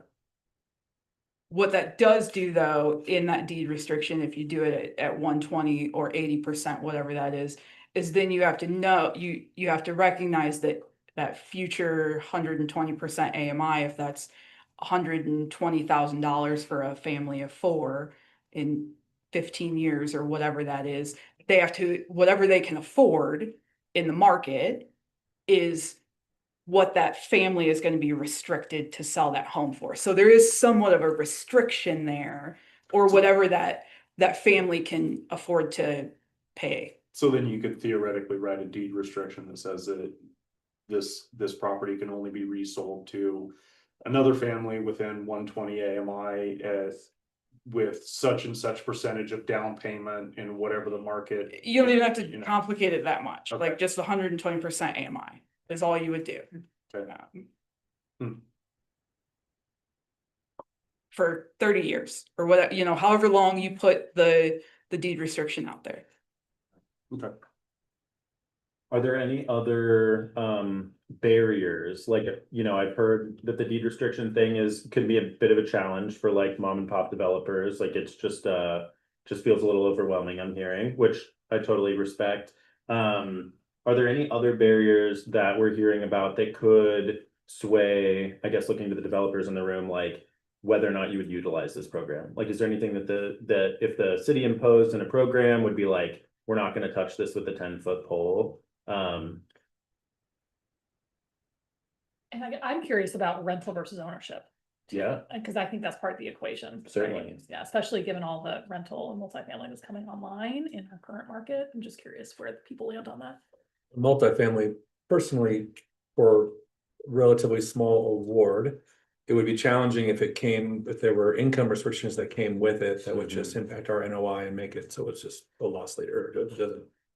It's helping us in the front end and that's not helping in the back, right? So to have it help for us on multifamily, we really want it to be fast, simple, and really helping on the front end and kind of create gravity, right? So there's some sort of benefit to having City of Bend sort of sponsorship of the project in the form of an investment. That's helpful, so. But if it was, well, you've also now you got to have 10% of your units at 30% MI or 20, whatever, which might be philosophically aligned. We wouldn't want to have to change our model just to access $500,000 or $1 million. Something like that would be challenging. And I think in a world where this is it's a loan that you have to pay back, I can imagine that there would be probably fewer restrictions than if the money was just being granted outright. And so I think that's some important nuance for us. We would, pardon. Right, it's housing made for everyone, right? Not just Exactly. deed restricted. Yeah, I know our example was an affordable housing, but development, but we are definitely the city's willing to consider projects outside of just 120 AMI, even maybe a little bit higher. So yeah, it's somewhat of a supply and demand issue as well, right? So this program is utilized, and we're seeing a large influx of infill, more units, more rentals, could potentially drive down pricing as well. I mean, it's kind of market driven. So there is some kind of self-management that would organically. Yeah, I mean, this is an interesting one. The seed money question, the initial, how much is it going to take? Where's it going to come from? Is it going to take a couple of years of small segments to get up to where it's utilized, and then the program can kind of manage itself after several years of repayback and grow that way? It's an interesting question. I mean, we'll throw any number at it, but I'll defer to other individuals who would know more about how much it's going to cost to actually make this thing go. But I think honestly, with less restriction as far as who this targets is going to be good. I would agree with that. If there is a restriction and it's going towards some sort of investment or rental unit, the restriction that I see, which is the low hanging fruit, is just saying, hey, this cannot be used as a short-term rental. And then the sunset is, from 10 to 30 years, in my eyes. Liza has her hand. Yes. Eliza, go ahead.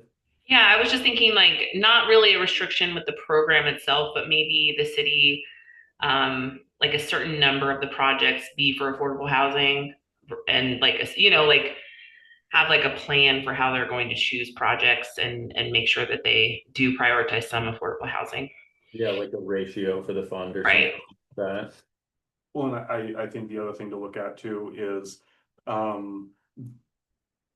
once you get over a certain project size, it kind of has a bit of inertia where it can, to some extent at least, handle some of this additional cost and spread it over multiple units, but if we're strictly talking about small infill projects, they just don't have the units to spread it across. Yeah. So, I could see that being a part of the equation for approval too. Yeah, that makes sense. Units. There's also, Chris, the use to factor, right? Like we have a community of affordable housing developers in the region who are very used to going through the AHEC process, going through the council process. Our market rate builders just don't have Totally. that built in Yeah. our timelines. Like, so I think that if Eliza's suggestion is taken, which is a good one, right? Some kind of proportionality for deed restricted affordable versus market rate, that there isn't a penalty for a slower take up rate by market rate builders, just because it is going to take a while for them to get used to Yeah. that process. Yeah, definitely. Well, kind of to piggyback off that idea too. Getting it simple enough for and approachable enough for market rate developers to get into it. Lowers the threshold, because I mean, a lot of what I do is ADUs, and it's amazing how impactful just that one ADU is for a small family. And the idea of, can we take this property and turn it into a fourplex, what that could do for that one family's wealth versus a larger developer coming in and making the money off of it, right? And part of what has me thinking this is there's an organization in the Seattle area called Frolic that is creating co-ops, which is it's a whole other thing. But sorry, I didn't. My aneurysm. The bankers had an aneurysm. Their approach to identifying projects is they find current homeowners who join them in the process of development, so that the existing homeowner is who is part of the benefit of that creation of wealth. So just from a personal standpoint, because I've seen it so many times now, it's pretty amazing what that can do for a single family. Yeah. I guess I think what I'm hearing is like designing a program that's approachable enough that anyone on the development spectrum can feel comfortable using it, right? So like you have the person who's the actual owner who might want to use it just because they want to do something creative with their own land, or you might have an actual developer that's not used to that tool, but they're used to developing. Right. And so doing something that's scalable for that kind of. Yeah, Ryan Carley and Dan Polish are all COBA members, right? And so Yeah. they all need to feel comfortable being able to utilize this. Yeah. This tool. Yeah. Totally.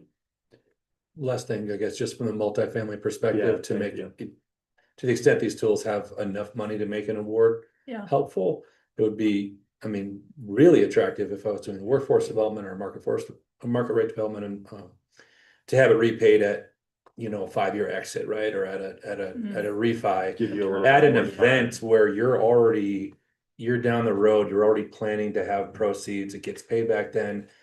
That would be a real benefit, right? So if you have access to $500,000 upfront early on in a project that is let's say it's workforce, gosh, I think it can go. If it has SDCs, it has tax abatement, man, we still have that infrastructure need. If there was catalytic investment upfront, it's not repaid until exit. Okay, now we're really cooking with gas. That's Yeah. exciting, and that's interesting at 500, 750, even lower. But you need significant capital to be able to do that and wait that term, Right. right? And have multiple Right, projects. and I don't want to have to put it on I want to show that I'm paying it off when I'm leaving anyway, right? So in that point, it's deed restricted anyway, so. Yeah. So you're saying like several years At my after exit, right, so we're selling, and whoever buys it from us is gonna inherit a deed restricted building, so the city's still getting their affordability. Mhm. But we've got proceeds now, so you get paid back, and that's fine then. Gotcha. So just because I'm not the housing expert here, so you're saying like on a multifamily rental property, you would pay the loan back when you sell the whole property? I to pay somebody back when else? we're out, right, and so let's say Gotcha. we have structured as a 5-year exit, right, so. Fantastic, at that moment that you get paid back when we're out. And what if in like, the doom and gloom that Ryan spread about, property values decreasing? What happens in a world where your 5-year exit doesn't happen on Oh time? man, we're in trouble. Yeah, totally. But you're already talking about 30% down or some other. Yeah. There's some collateral, and it's a small amount at that point. Yeah, right? yeah, okay. But that would, I mean, if you're trying to make it a tool that's stimulating larger scale workforce More flexibility on investments, 80 to terms, 120. Yeah, you want it to not be painful, right? Sure. Because if you're just having to put it into your capital stack anyway, then it's just another source. And frankly, if that doom and gloom happens, houses are gonna be very affordable. Yeah. So I mean, they're gonna be. Got more problems. Yeah, So exactly. their other Our phone. property taxes, yeah. Cool. Are there any other comments or feedback on the revolving loan fund or infrastructure loan fund, or are we feeling ready to jump into credit enhancement? I would just like to say, I really like, I think Benjamin, you brought it up, the idea of the forgivable grant. Where it's, you know, where the city is putting out that money. And as long as XYZ happens, then it's forgiven. And so when I think that's definitely got a lot of merit there. But it helps protect the city if, you know, whatever doesn't happen. The other thing that I would say is right now we have the Tiny TIF program. And one of the things that the Tiny TIF program could, when I brought this up before the infrastructure stuff that I was talking about, the Tiny TIF was brought up is being like, well, don't we already have that in the Tiny TIF? The one thing, and please correct me if I'm wrong, but my understanding is that Tiny TIF is tied to affordable rents, and it's tied to that for a certain period of time until until this timeline is done. Say it's 10 years, so you have to have that certain number of affordable units for 10 years, but then at the end of that 10 years, then the whole deal is off. And now your property taxes, which were kept artificially low through this Tiny TIF program, now all of a sudden your property taxes jump up, and this is your new payment. And with some of the things that we looked at there, I mean, we're talking about an increase of a factor of 10 or a factor of 16 or 18 sometimes. What that property tax difference could be. I mean, if you're pegged at a bunch of a bunch of units in your rental that absolutely have to be affordable and kept at this low rate, and you can keep the doors open like that, but now boom, your property taxes have jumped up, and the state has limited, you can't increase your rents above, you know, what typically average so far, that 10% cap. You could be in a world of hurt real quick. Yeah, certainly. And it's in a position where, kind of like what Benjamin is saying, you've gone through the hard part of getting the development done and everything, and you're 5, 6, 8, 10 years into a property running along smooth, you think you're profitable, and then overnight you're not. Yep. The street planning does have an affordability variable that they factor into tax assessment at the time of construction, if there is a deed restriction for affordability. I think this for the 2020, it'll change here in a couple of weeks, but I think it's 0.373 before the millage rate is calculated. So on a deed restricted affordable house, they're already receiving a lower assessed value upon completion. Well, I'm thinking about like rentals that aren't necessarily deed restricted for the sale and so on. So, but you've signed an agreement with the city that you will have X number of your units at such and such AMI. So Ryan, I'm gonna try to add some context here, and then Matt will correct me when I get it wrong. And the TIF discussion is gonna be next time when we're gonna have it, right? But one of the things, just to clarify, at least from my understanding, the TIFs that we've approved primarily right now are generally in the 20 to 30 year range. So it's a lot longer than what you're talking about right here.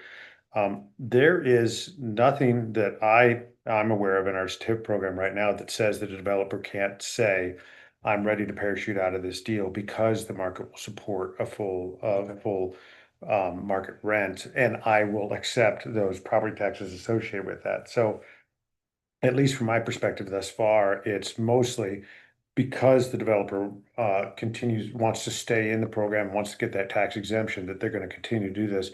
And it's for a pretty darn long time. In fact, an amount of time that's concerning to a number of members of the council that we're going for such a long time right here. And then the developer, at least in most of the scenarios that I'm understanding, is looking at the market and saying, you know, I think I can actually make this pencil if I go full market now.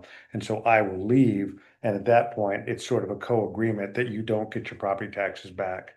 How'd I do? 99%. Okay, good. What I get wrong?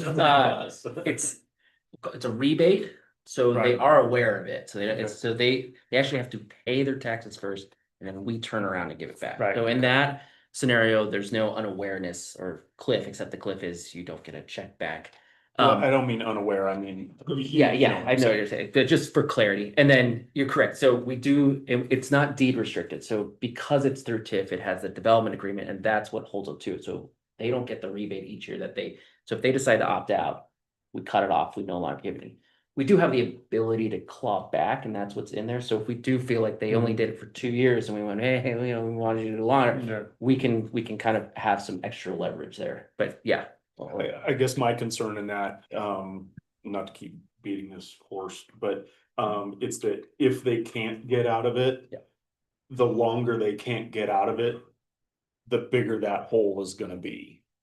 Yeah, at least currently structured, there's no can't get out of it. It's if you don't want to get out right now. No, I Other mean than- financially cannot get out, of it. Like they can't meet it market, and part of that is because, like I said, what the state allows you to raise your rents by, and if it's so depressed that you can't raise those rents sufficient to meet that gap, then that's all I'm talking about, so. At the next week, we're also gonna talk about, I can see it. No, we're also gonna talk about kind of the ADU tax exemption and the middle housing one. And I think those programs, what you're alluding to is a concern, especially around ADU, because if that homeowner goes out, gets funded, then James Renton has that exemption, that cliff would be so much smaller because it's on an individual basis. Not that the cliff is actually bigger, but they're on a smaller scale because they're individual, and that's something we talk about with that program. 5 to 6 year, and all of a sudden you forget, like it hits you. So I think for the next, that's a good discussion. Sorry, go ahead. No, that's okay. My only nuance to add to the conversation is that as part of this TIF program that we have today, the rent restriction raise cap is only for those affordable units. So the market rate units in the property are not subject to the state rental restrictions until they independently apply and the building's old enough, for example. The agreement to get the TIF, the benefit of the bargain for the city is you have these rent restricted units that are at 90% or 80% or whatever is the deal. And those units have to do two things: stay at that affordability and not exceed the state allowed rent increase caps for the duration of the agreement. And then the clawback, you know, if rents have all dropped so that now 90% AMI, everything in the building is affordable, that's probably where Borough might not be as looking at the clawback, because now the whole building is doing the point of the program. But if a developer is trying to get out because rents have skyrocketed and they want to now take these 90% units up, Borough's not getting the benefit of the bargain of the tax exemption. Or the tax rebate. Okay. But more on that next time, right?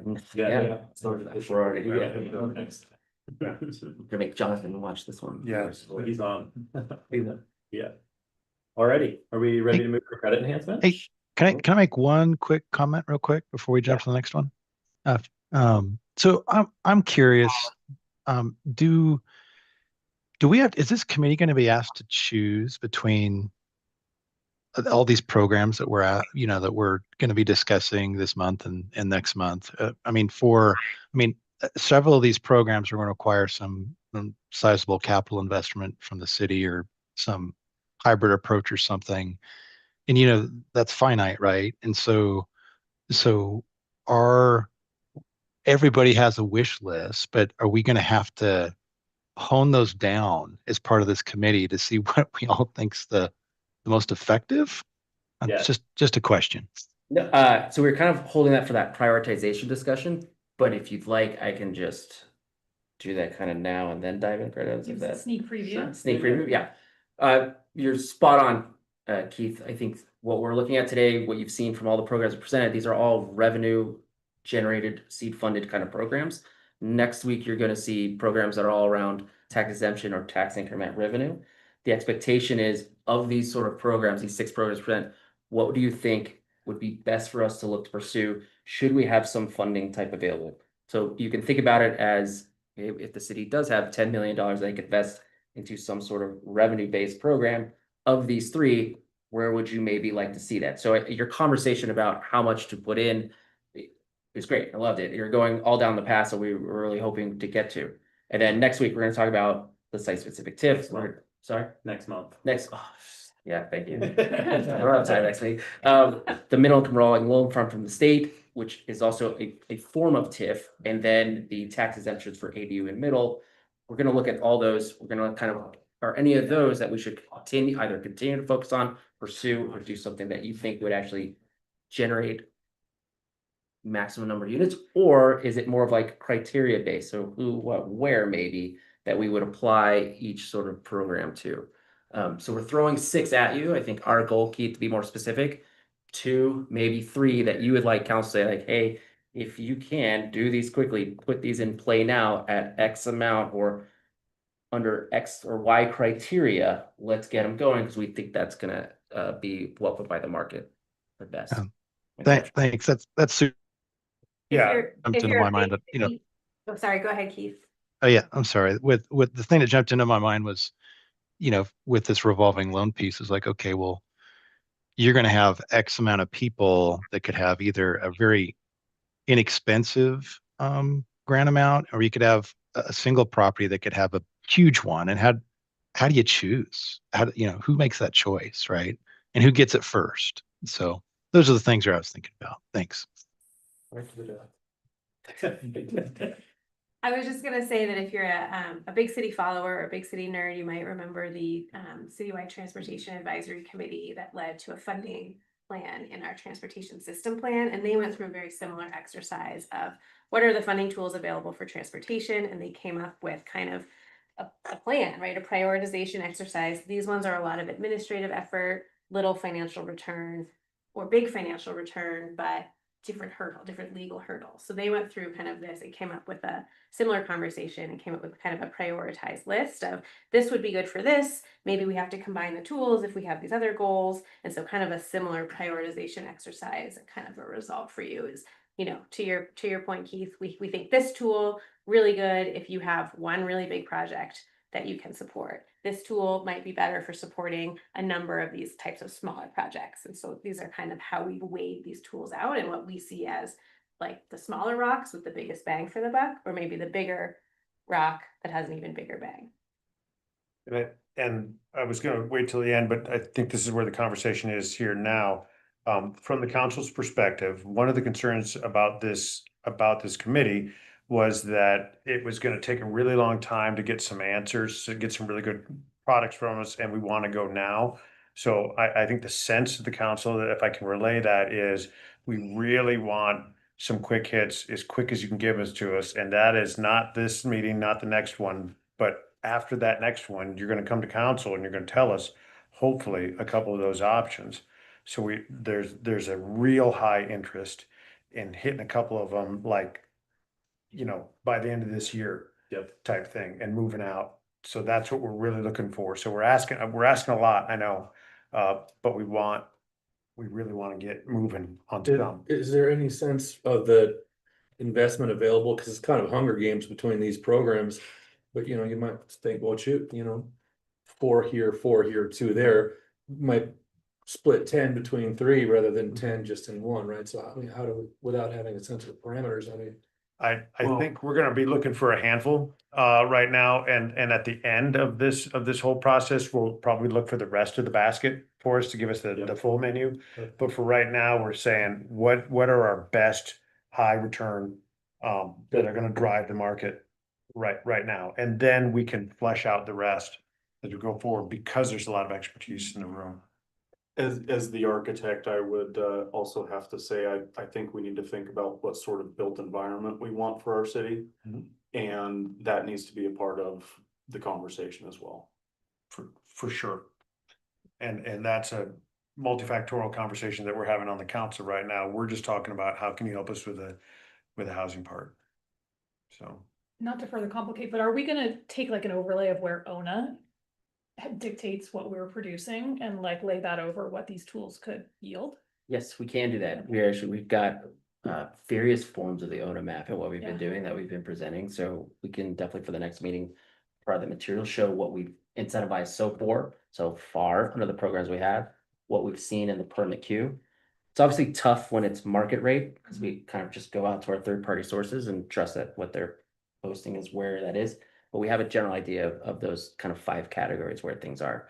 And we just put out, I think it just went out publicly, the state of the housing report. So we'll include a link that to everyone as well. That breaks much more sort of financial data of where we are at as a city of Bend. And part of that kind of looks at is based on how do we how do we approach items with that kind of financial lens on it around the OHNA? Okay, That's great, little discussion. this is, Awesome. yeah. Okay, so credit enhancement. This is something that is not used in Oregon, although I would assume some of you may have used it because organizations or other partnerships can use this and will leverage one against another. Yeah. There are a couple of communities in Oregon actively pursuing this. Okay. Tillum County just got it approved, I think. And sisters. Well, then we'll have to look, because last time they told us they weren't ready yet, but I don't want to get too far. So it is a tool that can create savings in terms of reduced interest expense for the housing developer utilizing the municipality's credit worthiness. Essentially, a municipality and developer would enter into a contingent loan agreement with a lender. If that project experiences any sort of shortfall, the municipality would then be agreeing to back pay and cover that debt service payment. This pretty much gives lenders confidence and offer the better terms. Essentially, it's a form of co-signing. But the challenge in Oregon is those reserve dollars that the municipality can set aside has to be non-tax revenue receipts. So as we kind of highlighted in the package we sent out for the city of Bend, 98% of our revenue comes from property taxes. If we were to use some sort of credit enhancement and use some sort of revenue stream as backing, we cannot use any of those 98% dollars. So we have to find some other non-property tax revenue sort of back this step. High-level benefits, housing developers can secure financing by reducing their lender risk. And it also means that the municipality is not having to put forward any direct funding up front. So we're keeping it kind of in the back. We're not putting it out to the market. Lowers those borrowing costs by reducing the interest rates. It also can help improve project viability. You guys have talked about repeatedly, if that 500,000 helps them get there, or can help us sort of secure more affordability rates. For the municipality, we can really tailor this sort of loan agreement to whatever we like in terms of policy for housing or what types. It's cost effective because again, that liability is a contingent liability rather than us having to put upfront capital. And then we encourages more lenders to come to the market as we're trying to partner instead of taking that on ourselves. The risk for the loan, obviously in Oregon, we don't have enough of that unrestricted revenue, typically by municipality, that would drive us to be able to have a revenue or receipt funding to put that into play. So where this is different is obviously if you go out and do some form voter-backed bond, that money from that proceeds can be used to back and be a form of credit enhancement. Can a municipality sell surplus land and seed by virtue of that? Yes. Okay. Yeah, not just non-general obligation, general property tax revenue is the caveat. So it's a constitutional limitation in Oregon. It's our bond counsel came and talked to us and talked to council about this. It's common in almost every state's constitution, this prohibition on lending of the public's credit for private benefit. Then in 2018, there was a constitutional amendment adopted by the voters that said you can go out specifically for an affordable housing bond. And then if that's voter approved, you have to define affordable housing in your bond ballot measure. And then if that's approved by the voters, then you can levy the taxes to fund that bond. And then you can use those revenues as a form of credit enhancement. So that's the exception in the Constitution, is if you go out for one of those voter approved affordable housing bonds, and it's only been Portland and Metro that have done those thus far, or you identify a different source of revenue, like land sales would be an example. Tends to be more rigorous financial screening because you're obviously using city or municipalities bonding capacity and debt. And then lender confidence or rates, if they're not strong enough, we tend to not see that reduced interest rate or really risk to the developer. For the municipality, obviously that's our financial risk, as the developer defaults, they were not we didn't vet properly, the city is on the hook. That also implies reputational or financial consequences if that occurs. And then the dollars reserved to support that cannot be used for anything else. So once you put that money aside and once you kind of allocate that for the debt service coverage ratio, I'll walk through a very light example. I believe most of you can go much deeper into it, but through in a quick one. So how it kind of works, the mechanism, again, source of non-property tax revenue that can use, land sales, perfect example. Right now, as council won't go through budget, we have some reserves from sales we made up in Juniper Ridge. So that is something that we are kind of looking at actively. The dedicated revenue out identified will support the program needs to be able to support the annual debt service for the project, as well as that debt service coverage ratio. So for the city of Bend, our policy on debt service coverage ratio is 1.5. We do typically see that can be lowered in certain instances with council approval, or in this case, we are assuming that 1.5 debt to service coverage ratio. And just kind of high level, how would that program kind of work? We'd establish those eligibility criteria, which we kind of asked this group to help us kind of flesh out. They'd apply for that program, identify what those lending needs are they're looking for, and then we would work with the developer and the lending company to sort of work out that contingent loan agreement. Sorry, just layman's terms, the DSCR, the Yeah. debt service. If the city has $100, they can sign for $150. So we would have to have, we could sign, if we had $150, I could only lend you 100. Gotcha. Okay. You're at my next, I think, are we at the next, next one, sorry. So here's how very high level. So if we establish a $10 million fund, again, using non-property tax revenue, and we had a developer approach us seeking a loan of 25 million, and let's just assume we had some lower interest rates at 5.5, a 10-year term, that'd be an annual debt service about 3.3. With that 1 to 5, we would have to make sure that we are reserving about 4.98 million. So every year in that debt service, I have to set that aside each year. Not set aside, I just can't, I have to mark that reserve fund as I cannot touch that 4.98 for the length of the term, the loan. And then we'd only have the X amount, so 4.98, I'm sorry. And then 5.02, which should say. Math and public. Yeah, there we go, don't do it. Would be set aside that we could use for other projects. And then as those loans paid off, that reserve comes back. Things to think about though is those dollars sitting in the reserve fund can earn interest. So it's one way that this can keep increasing as it goes. I'm sorry, I'm clicking and you're driving, I forgot. So you can increase it over size if we're not expending it. The risk there is obviously if it does, someone does default, we quickly can deplenish that fund to pay on the size of that loan.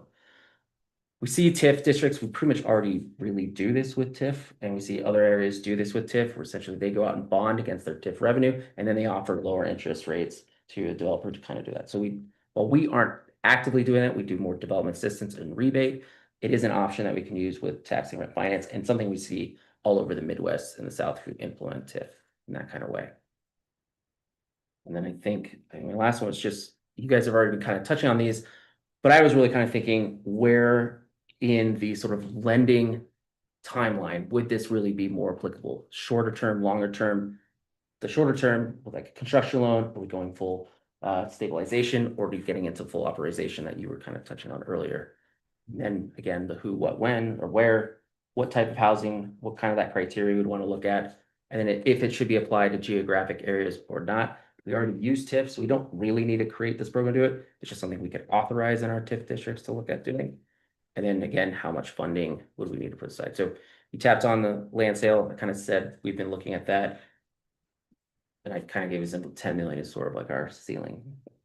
But that was really all I had for that discussion. I'm happy to hear more about my last discussion with Tillamook was they were going to pursue the middle income revolving loan fund on some of those projects. So we'll have to look more into that. But they're supposedly doing that, but they're also looking, I don't think what they're necessarily doing is co-signing a loan like this, but what I think they are doing is at least they're taking a really hard look at block leases where they become responsible for a collection of leases. the county or the So housing authority. I believe the county's housing authority. It does. So Yeah, I'm talking about Parker to the county, right? Yeah, their housing works further. yeah, Parker Salmons. Yeah. And so then at that point, like it could be, I mean, that could be housing for government employees, or it could be maybe the county or the county housing authority, they're kind of creating a wrapper for other businesses in the area that then take over and they'll say, we'll take this chunk of your block and we'll take this chunk of your block. So like for here, we could be looking at I don't know, St. Charles or the teachers or something like that. And so then Is it more like the idea of it being free lease and having these block leases? It's helping the lender release, right? right, because they Making specifically, commitments. yeah, because specifically for Tillamook County, I know one of the guys spearheading, had an hour and a half long conversation with him this week, but they were going to lenders and lenders were like, yeah, well, this is great, but show us some comps in Tilden County, and it does not exist. And so the only way they could even get in the front door was having these pre-lease agreements or whatever. Yeah. And so that's the way they were basically being supported by the local community. And so my first question then is, if the city looked at a way to do it like that versus the co-signing of the loan, Sure. like, does that then eliminate the constitutional limit? I don't know. We'd have to look into the specifics. I mean, the constitutional limit is prohibition on becoming a shareholder, or raising money for or loaning its credit to a private entity. So what the exact limits of that are, we need to look at what any particular deal is. We can always come back. I mean, we have this meeting, next meeting, we have this check-in with council on these through, and then we have a series of meetings where we can add some additional, so we can come back and bring that concept back later. I think for the purposes of today, if we focus it on kind of this co-signing revenue base, then we can kind of look at it from that block. I don't know if we would, as a city today, we'd be looking to have that kind of interest as a city doing, but I could see a discussion with relevant partners, Ben Lapine, parks, major employers. Maybe that is a way we can encourage with other partner organizations too. So I don't want to take it off the table, but I But the nut you're cracking here is the rate compression. Correct. So it's like, it's not for capital A affordable, because we've already got it from Fannie or Freddie or HUD or whatever. Exactly. So Yeah, the point is that somebody has a deal that would work, but for the rate. You're giving them the rate and now it works. And for a subsidy, I mean, shit, Lyft, we have projects that get $30 million and it's gone. And you were showing a $28 million loan. So this is a project of scale, right? And it's getting units built, and it's pretty efficient use of that money, and then it still exists, right? Yeah. And but I don't think it's affordable. It's sort of market rate or nonprofit or rather workforce. I think it's a kind of a small pool of folks who need that credit enhancement or who would benefit from it. But in that example, I mean, that's really attractive and really interesting. It's a really efficient use. It's so efficient. Yeah, it's really cool. I mean, but it does seem also, it's like, okay, well, your investment in understanding the deal that you're now a guarantor on is material. Well, And it's- sorry. Sorry. It's a really efficient use of what though, right? Because what are our unrestricted funds that we get to play with? Like, are you guys making $25 million a year in parking revenue? No, well, no. No, I think the assumption for this group would be, we have a one-time injection of fund that we could look to utilize, which could be that land reserve fund or future land sales. And then part of that recommendation that this group says is it'd be more critical if you could find a reoccurring non-revenue fund. So can you create some non-property tax revenue fund? Because today I don't have that. Which begs the much larger question of like, what is the appetite for revenue generation, right? Yeah. And also, how much do you guys make in parking revenue every year? Yeah. So different fee sources will also be restricted to use for the purpose that the fee was raised. So you can't necessarily take a revenue source like parking fees and transfer it to a completely different use. Because there's, you can't use a fee as generally unrestricted government funds. The fees are based on the service provided. And they're not typically transferable to a completely different type of use. So there's very little totally unrestricted revenue that the city has. So, but isn't there potential for this program to generate funds? I mean, because like, yeah, I mean, because isn't there? Because I mean, the other thing that we talked about was the loan program, and you get this money and you pay it back. Like, I mean, the city isn't technically giving out money, but they are exposing themselves to risk. So I mean, isn't there a payment that's received from? Under this, there's no payment. We could charge an upfront fee. That is something you can do, and some lenders do that when they do this. I'm not proposing that, but you could have that kind of fee. If we were to propose that fee, that fee would mostly be in terms of administrative costs for the city. We wouldn't really make money on that. But you're correct in the fact that like a revolving loan, you get the interest back on the principal. In this case, the interest is just it being in a savings account. Or But you could also structure, so there's a split of annual revenue, or there's a ROFR in year 15 or whatever. There's a lot of different ways you could generate revenue from the program. Well, and especially if the partnership is with a nonprofit, right, who can't.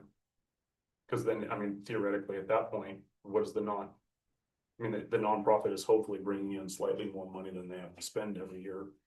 Because otherwise they're not gonna get the loan, right? yes, but we're a third party to the lender and the developer.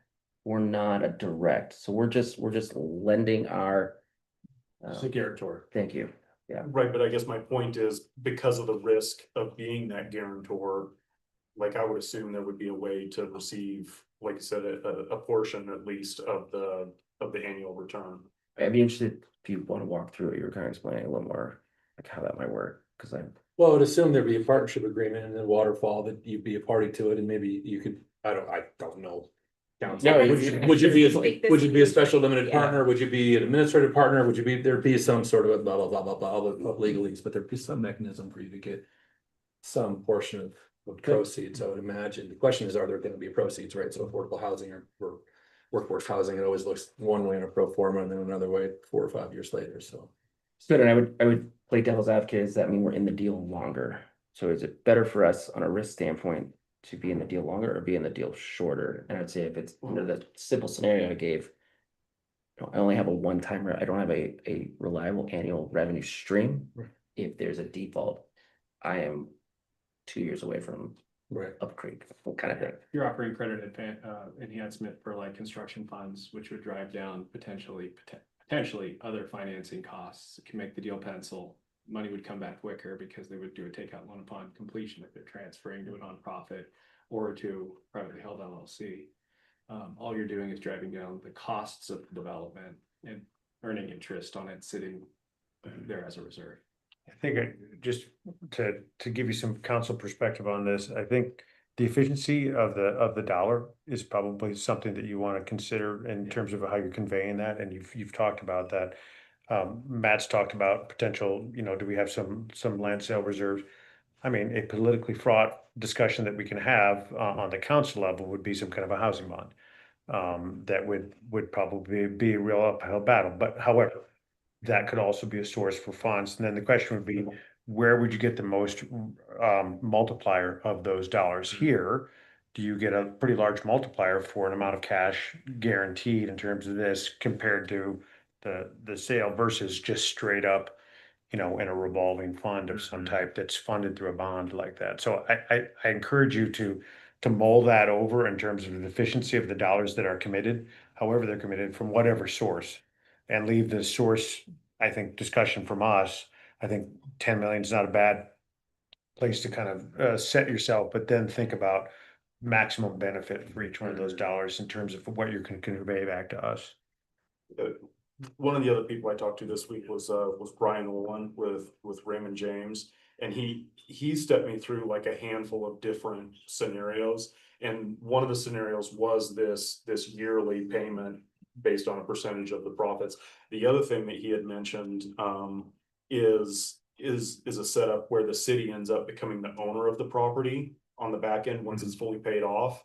And then at that point, the city can then sell it or keep it as affordable housing and so on. And I mean, then at that point, you're sitting on the money, obviously, for a much longer time. I mean, you'd be looking at like sitting on it for 20, maybe even 30 years. But on the back end of that, you're starting with this, you're saying you're sitting 5 million a year or whatever. But then at the end of that, you potentially have a property that you've sold for $150 million. So at that point, it's a big kick back into this idea of a revolving fund. It's just a matter of like, how fast does this thing revolve? What would be the desired, if the city was gonna be a guarantor, what would be the desired rate decrease to have the conversation? Because it seems like something that we would, before you put any money into this, it'd be conversations with financial institutions. Here's a product, what can you provide to us? Yeah. And, over market rates. So what would be in your thought process, what would it be? 2%, 3%, 1.5%, something like Yeah, I that? was thinking 1 to 2 points would probably be what we could probably offer, depending on, I think the lender. Yeah. I mean, when we go out for municipal debt, we're at 5.5% today. Yeah. So assuming if that's and our bond rating is high enough that I think. I mean, if you're getting 200 basis point compression, you have to do this. I mean, Yeah. you've got, I mean, it's like, that is such a, I mean, it's like, let's go, especially on a loan of that size. But it is so administratively complex. I think it's sort of some of the materials I thought underselling the complexity of it. So it feels like it wants to be a pilot project, right? I mean, it's got really interesting upside, but a lot to work out. I mean, It's proven concept to us. It Much of seems, the US. yeah, it seems like it's doable, like, because the city's not gonna have to do any admin once they're just stating that they agree to be a guarantor for this builder, and then the rest of the work goes to the lender, so. I think it's the asset management side that I'm thinking about is just the annual, how are we doing? You know, it's tough, right? And you know, there's a lot of analysis there, and then a lot of third-party analysis on risk mitigation, on the health of the deal and the underwriting and on what that looks like. For me, and again, back to my, what do we want to see built? That's honestly what's in the back of my mind when I'm looking at all these things. I see this helping like a larger multifamily rental sort of product, and I don't know, maybe I'm missing it, but not much more than that. That's not necessarily my favorite thing to see built. But I still get excited with the thought of the potential money that could be generated from this to then support other things that we're going to be talking about or have already talked But about. critically, it's not going to the state for money. Well, you Like could that, partner- like that's what's interesting about it, right? For me personally, right? It's not asking for 4% or for lift money or this. It's like, no. If we had cheap money, we can go at scale, which is what should be the goal, right? There's boutique things and little things, and then there's like, we gotta go bigger projects, units being built, and then. But there is potential to like partner with the county or the state still, right? Like I would assume. I don't think we need to. To me, this is a standalone. Yeah. We got cheap money, we can go. That's the thing, is it allows Ben to be really nimble and really responsive without having to go through other layers of jurisdictions. I do want to play devil's advocate a little bit. Comment you made earlier about us receiving some revenue. I think we have to be, I would just ask, the optics of a government generating revenue from a housing project that in an era of affordability crisis. The politics. So that money goes back to subsidize the rent. I'm just saying, I'm just thinking of that, the optics of that, and what would we want that to It do? just takes away some of the benefit, right? Like, I mean, if we charged 0.5% or something, and that's 0.5% more that the developer has to pay. I'm just saying, I think we'd want to be very specific, like, if we were Yeah. doing that and we're to own it and we have this asset to sell, like, what? We'd be very. Well, you talk to the state of Oregon, because they charge 1.5% on every lift. Ben, I was gonna say that, and they just shoved in a 25 basis point fee ongoing for the amount of the debt. So I wouldn't feel too bad about that, because everybody else is doing it for like affordable. So I'm sure there's a way that could help you build your fund. But you're right, the optics would have to be right. I think with decent explanation and more to like targeting the actual units that you want, if the city is taking this bit of a role, and you kind of alluded to that there, the city can have a bit more of a driving seat and be like, well, we want 3-bedroom apartments at this AMI, whatever. You can start to dictate that. And if anybody complains about it, it's like, well, we're getting 3-bedroom units at this AMI. It will not happen without this. And this additional income is earmarked, and it has to go back into a program that's creating more of these 3-bedroom units at this AMI. And I mean, I don't know. I've kind of come to decide that there's always going to be somebody pissed off about something for some reason. I would say we'd want to have, my thought with bringing it up was just have a clear message. Where that money was going to go, right? Does it feel like one of the programs has more risk than the other? It seems like the risks are different. Like a revolving loan fund, the risk is that we don't get repaid from the money that we put out. The risk with credit enhancement is that the borrower doesn't pay the bank and then we have to cover it. Does it feel like to anybody at the table, one is more or less risky, or do they seem similar?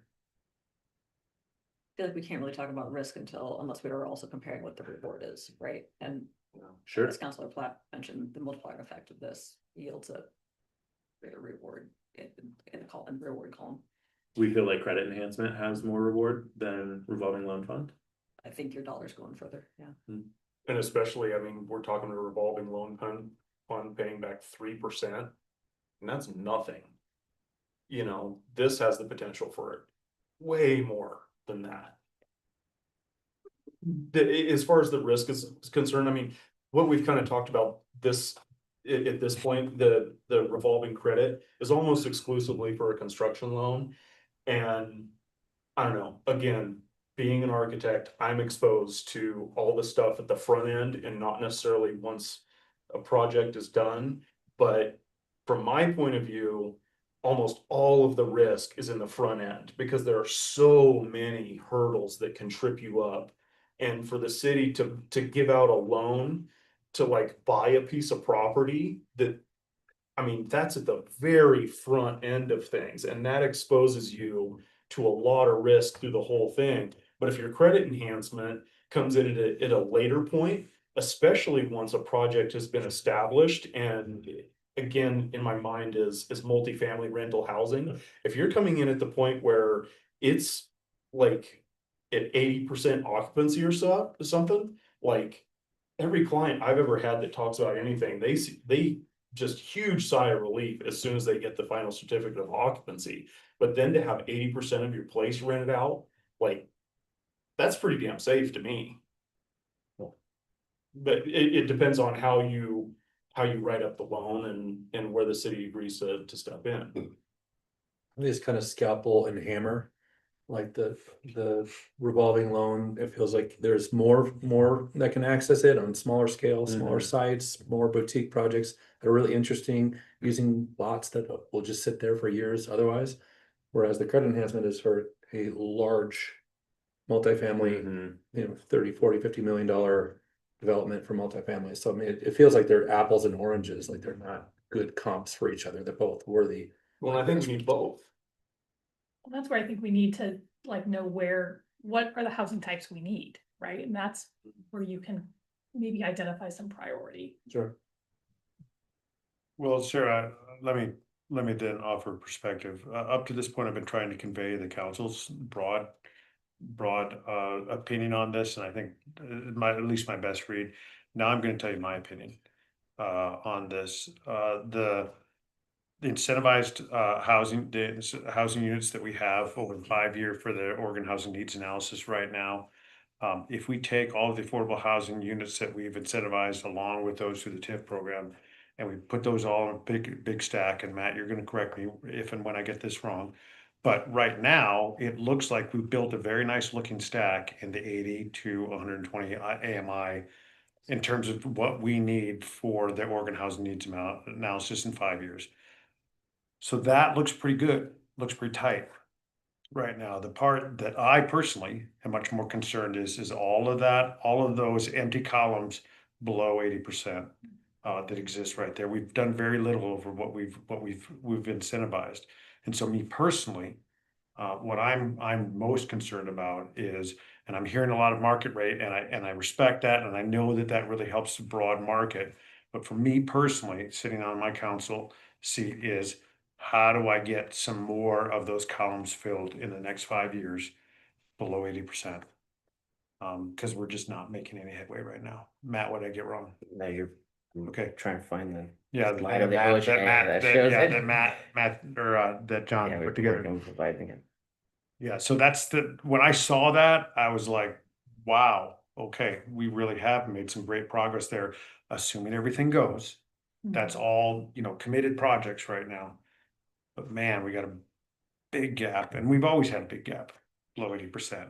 Well, And, I guess that's part of what gets me excited about the credit enhancement. But if you do have the potential for a big payday, granted, it's not going to come in the next couple of years or whatever, but if we can stopgap our way, figure out a way and get that big payday.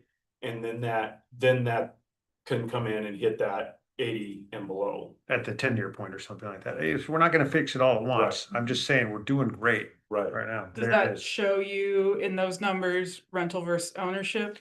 And It under largely 80%? rental at this The point. low one or that has been developed? In the 80 to Sorry, I would- 120. Credit That's enhancement would do that, would lower the overhead costs Yep. of large scale development and rental. Yep. Allowing the pro forma to work. Yeah, that's the slide right there, the one I'm talking about. You can pass this around. Yeah. Essentially, that's Well- what we've sort of calculated off what we've incentivized and just pulling essentially CoStar, Zillow and MLS data that we can. Subject to change. Yeah. If I may ask a really dumb question, Matt, assuming those 80 to 120, those workforce units are not subsidized, Yeah.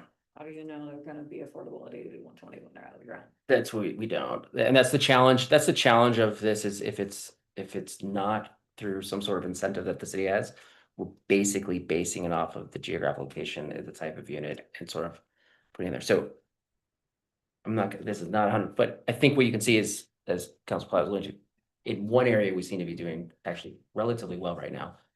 When we looked at site-specific TIF last year, why we picked the 90% was rough. I'm getting way ahead of stuff. Jonathan will talk about this more next week. We're sort of market was sort of hovering around the 109 to 111% of like the AMI. That's where we were kind of doing. So that's why we ended up picking 90 at kind of the time, was that sort of matched where we felt the need needed to be. And it looks like we built it and they came. Yeah. I And so mean, we're kind of been hovering around there for a while. Yeah. So now we're gonna be re-looking at this tip and go, okay, so is there some shading that we can do that can help make it elsewhere? But that was Make sure I that was a really, I went, my- wow, when I saw that chart. Well, So- if this credit enhancement does, everything goes perfect and wonderful, and the city is getting an income, a yearly income from it, then there's a potential source to take some of these 80% AMI units that the project is based on, and then subsidizing people to get you into Subsidize that down. lower than 80. So the official rent is at that 80 AMI, but the city is able to subsidize whoever's in that and get them in, so their personal accountability is much lower. To me, it feels like anything, if the goal is for things below. Assets below 80%, that's really where we would need tax credit in, other financing tools, right? So.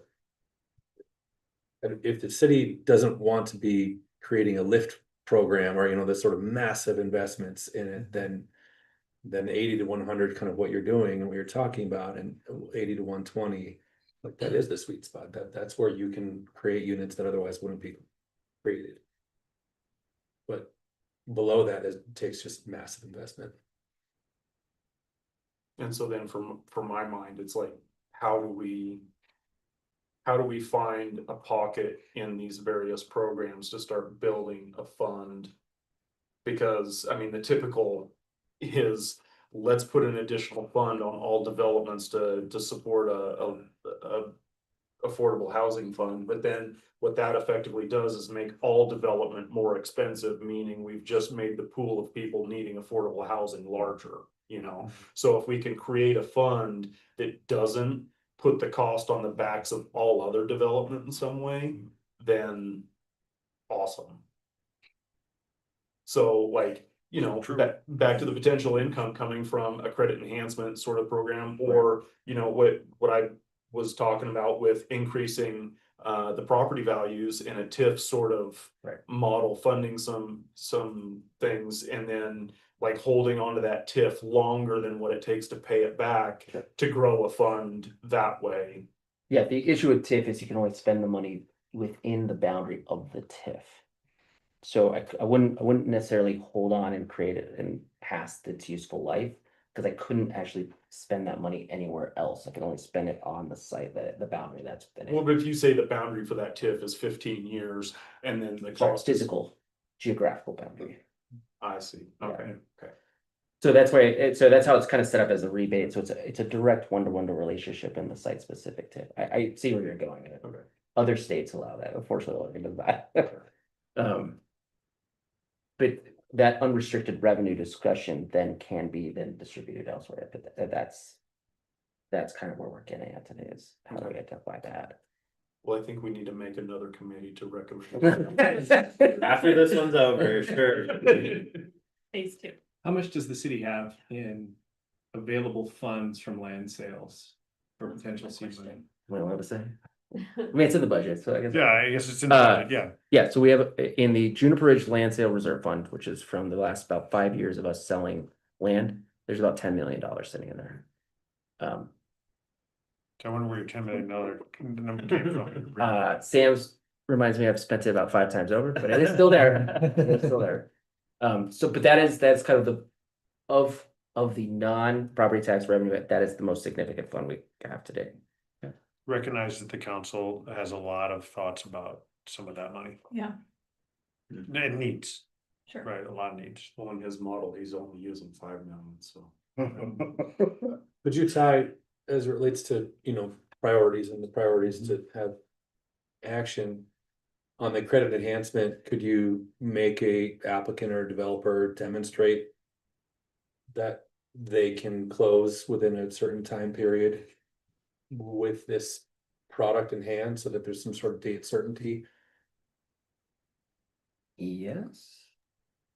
There's administrative I mean, when you're saying burden. close. There's administrative what do you burden on the think it city closed? to create ride the, Oh. build the bike while you're riding it, right? But if you had a developer apply, say, yes, we're here, where we have a permitted, we're at SD or DD, or we can be at closing if we can have an LOI in hand. Oh, yeah. That would seem to, I would think, make the project more attractive as something that where there's a real opportunity, rather than sort of like a concept that's gonna take a while, maybe it goes, maybe it doesn't. Yeah, if someone came to us now with this. Somebody, you put on enough, you get 2 months, tell us about your deal. Yeah. And how credit enhancement would benefit your project, give us an LOI from a bank. I think there's a couple projects in the works right now that could demonstrate that immediately. Like tomorrow. Or 5 o'clock today. And those are things that AHAC has considered when they are looking at a competitive pool of projects looking for funds, is who is most ready to go and make use of this. There's several. This may be in the weeds question, but this is actually, may make it better.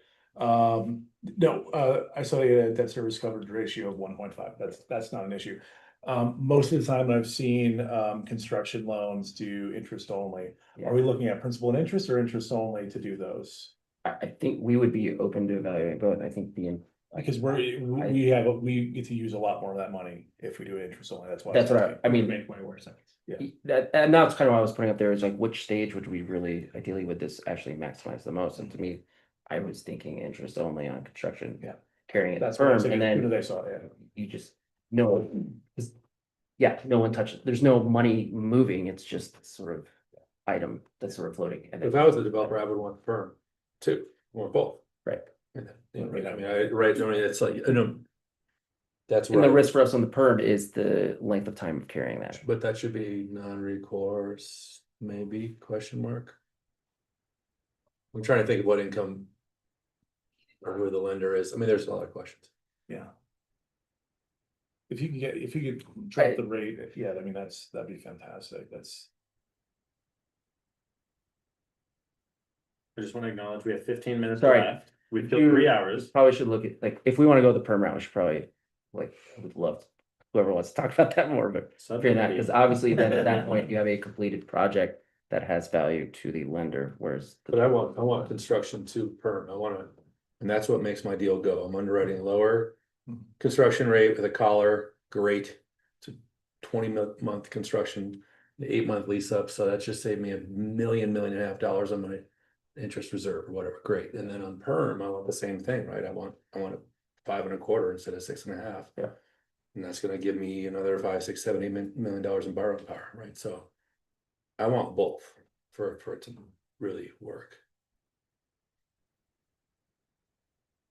Another question, kind of going away from the deep dive financial stuff. So one of the considerations is probably the administrative resources that the team has to deploy either one of these kind of options. And I was just wondering if you guys could opine on, like, I think we've touched a little bit on the complexities of that, but just, I think that should be a consideration. If we're looking at these as like potentially the low hanging, to your point, Counselor, low hanging fruit, what can we recommend immediately?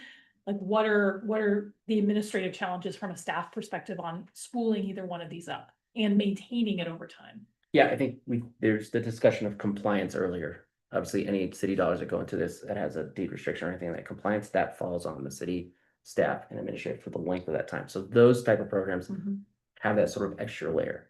Talking these kind of credit enhancement, I'd say that's probably the lower of the one, just because it's going to be a bunch of admin costs up front. We will all of us get the agreements in place, but there's probably not going to be that annual sort of recurring cost. So I would tend to say the revolving loan type programs, if we're comparing just these together, that will probably have the more administrative influence. And then as you were talking about being able to hit multiple smaller projects, obviously the more projects, the more applications, the more administration. So we're not looking, me is trying to take that in consideration, but take it into consideration to an extent. Because we'll obviously, with any program, we look to recoup those administrative costs as part of that, as an application fee, or as what we do in TIF is we actually take an administrative fee from the rebate itself. So we do look to kind of cover that. Yeah, and I think from a council's perspective, I think my gentle guidance for that would be, I appreciate the question, Sarah, but just give us your best, thoughts on this. And then that's on us to try to work what the overhead's gonna be on that, and the personnel bite's gonna be on that, and we'll have to make that call. But really, what's best for the dollars and best for the return quickly and get stuff out of the ground. Cool. But I would say I'd say the new skill is not gonna be compliance. We do that every day with our deed restricted affordable housing. So that is not gonna be a new skill. It's just gonna be more time and more effort. So I just wanted to call out the way that behind the scenes we're trying to build these recommendations is in part the surveys that you all are completing in between meetings, and also the recommendations will be informed by the discussion we're having today. Something that is coming as a bit of a surprise to me is, and I don't have details to share quite yet, but the credit enhancement overall kind of average score was substantially lower from reviewers than the infrastructure loan funds and the revolving loan fund. And I'm hearing the conversation seem to shift towards credit enhancement as the preferred option. So nothing necessary right now, but when I'll send out probably our draft recommendations to the committee before they go to council. And I very much encourage you guys, if you I don't know if you're able to go back and change scores that you submitted, but I will look to you all to tell me like, hey, actually, these scores seem really low. Let's bump them up after conversation. We learn more about the topic. So I just wanted to call that out because it's a bit of a surprise for me. Go ahead, Ryan. I would just say that when I was scoring those, the credit enhancement, given the fact that it just seems like a large multifamily sort of thing, my score was based on the fact that, well, I mean, the city as a whole can only accommodate so many of those projects, so it's not necessarily, so in my mind, I'm thinking on a permit number sort of basis, whereas the revolving loan funds can obviously, like you were saying, could hit many more projects, but would end up taking a ton of smaller projects to hit the same quantity of units. So like a permits versus units kind of. And then just as a part of our conversation too, like looking at it is like, man, there's so many questions in here. Like depending on what the city decides to do for this credit enhancement, that could make it a 0, it could make it a 10. Sure. Yeah. So it was a really, like, even after our discussion here, I don't know how I would answer that. Yeah. I guess Frankly, I thought these discussions were to inform They the are. ranking. No. So whatever I ranked, I didn't think it counted. or No. It was the discussion and the research and the yada yada, so yeah, it wasn't. Yeah, I guess we're using all the tools we have to build the recommendation. And so I guess I'm just trying to call out the nuance there and get feedback from you all on like, if I could structure the surveys differently, or if like a before and after survey would be helpful, or I think that would be helpful. before and after. Because in reading the materials, it's like you have a snippet of information, Yeah. especially for somebody that like me, that's not a developer or a finance expert. Yeah. You just have what's on here, and so it's but then having the conversation, that opens up a whole nother level of knowledge Yeah. that would inform that ranking. Totally. Is a before and after or just an after? Like, do you guys want to fill out the surveys twice, both. before and after? Before and Okay. after is fine, but I think as far as like the city making a decision, I think that after is definitely more important. I Okay. think the before is more to get us thinking about it. My Okay. before should not count. I Thank just you. want to say, Okay. literally, the whole point is listen to what everybody thinks. But the before, as a presenter, the before actually seeded some questions that Yes, you all did that were given to me and probably you too Yeah. about like things I could address in when I was talking about. So that Gotcha. was helpful. So maybe just the pros, cons, questions first for a survey, and maybe scoring afterwards would be helpful. Cool. That's really good feedback. Thank you. Could you, I got a quick question. Could you also provide, I didn't see it on the screen, that you guys talked about the stats for what's been provided and income levels and what you see the big gap in, because that helps drive, I mean, those stats are important too for everybody, I think, to look at to see really where this money should go. So that'd be helpful. Then we can distribute to the rest of the group. I will send that slide to everybody. Keith, I'm really sorry that you and Eliza didn't get to see it. I'll make sure that it's in the public record for the meeting, and I'll send it to you all as well. Thank you. Want to add some information to it, because I don't think there's a breakdown of rental and ownership. Yeah. Kind of hard to do, I've but stolen another one that we've we do sort wanna of make sure. playing with. Yeah. Okay. So just want, so for next week, just Next month. wrapping up Next month. next month. Not. My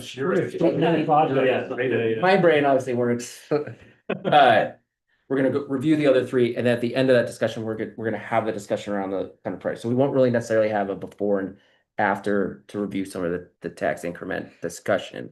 So I think we'll kind of rely on that. And we'll kind of look for this group to, again, what are the top two?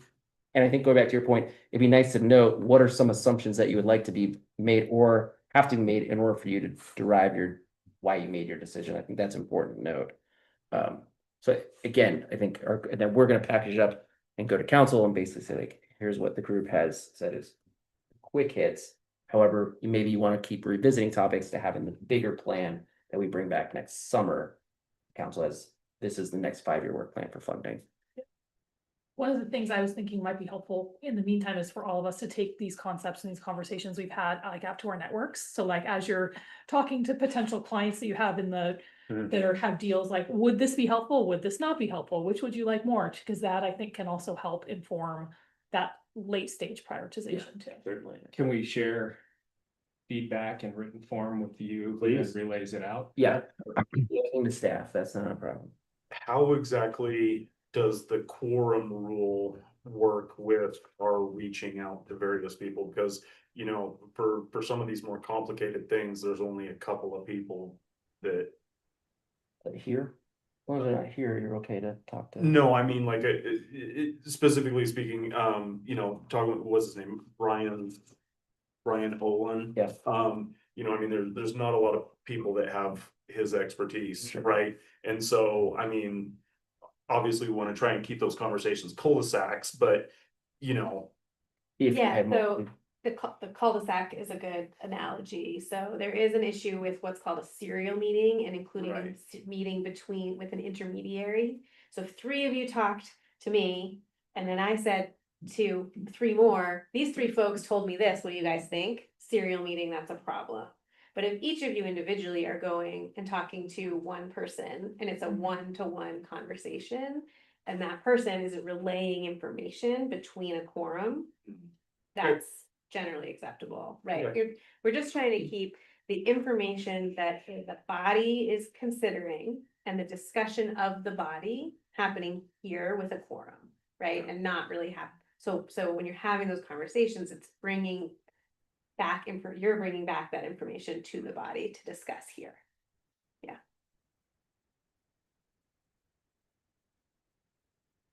Deep breaths. Hey, folks, just remember, this is the number 1 priority on the council. I mean, really, housing, affordability is number 1. So you're really working on number 1 priority. So thank you, really. A special button. All right. Yeah. So- Yeah.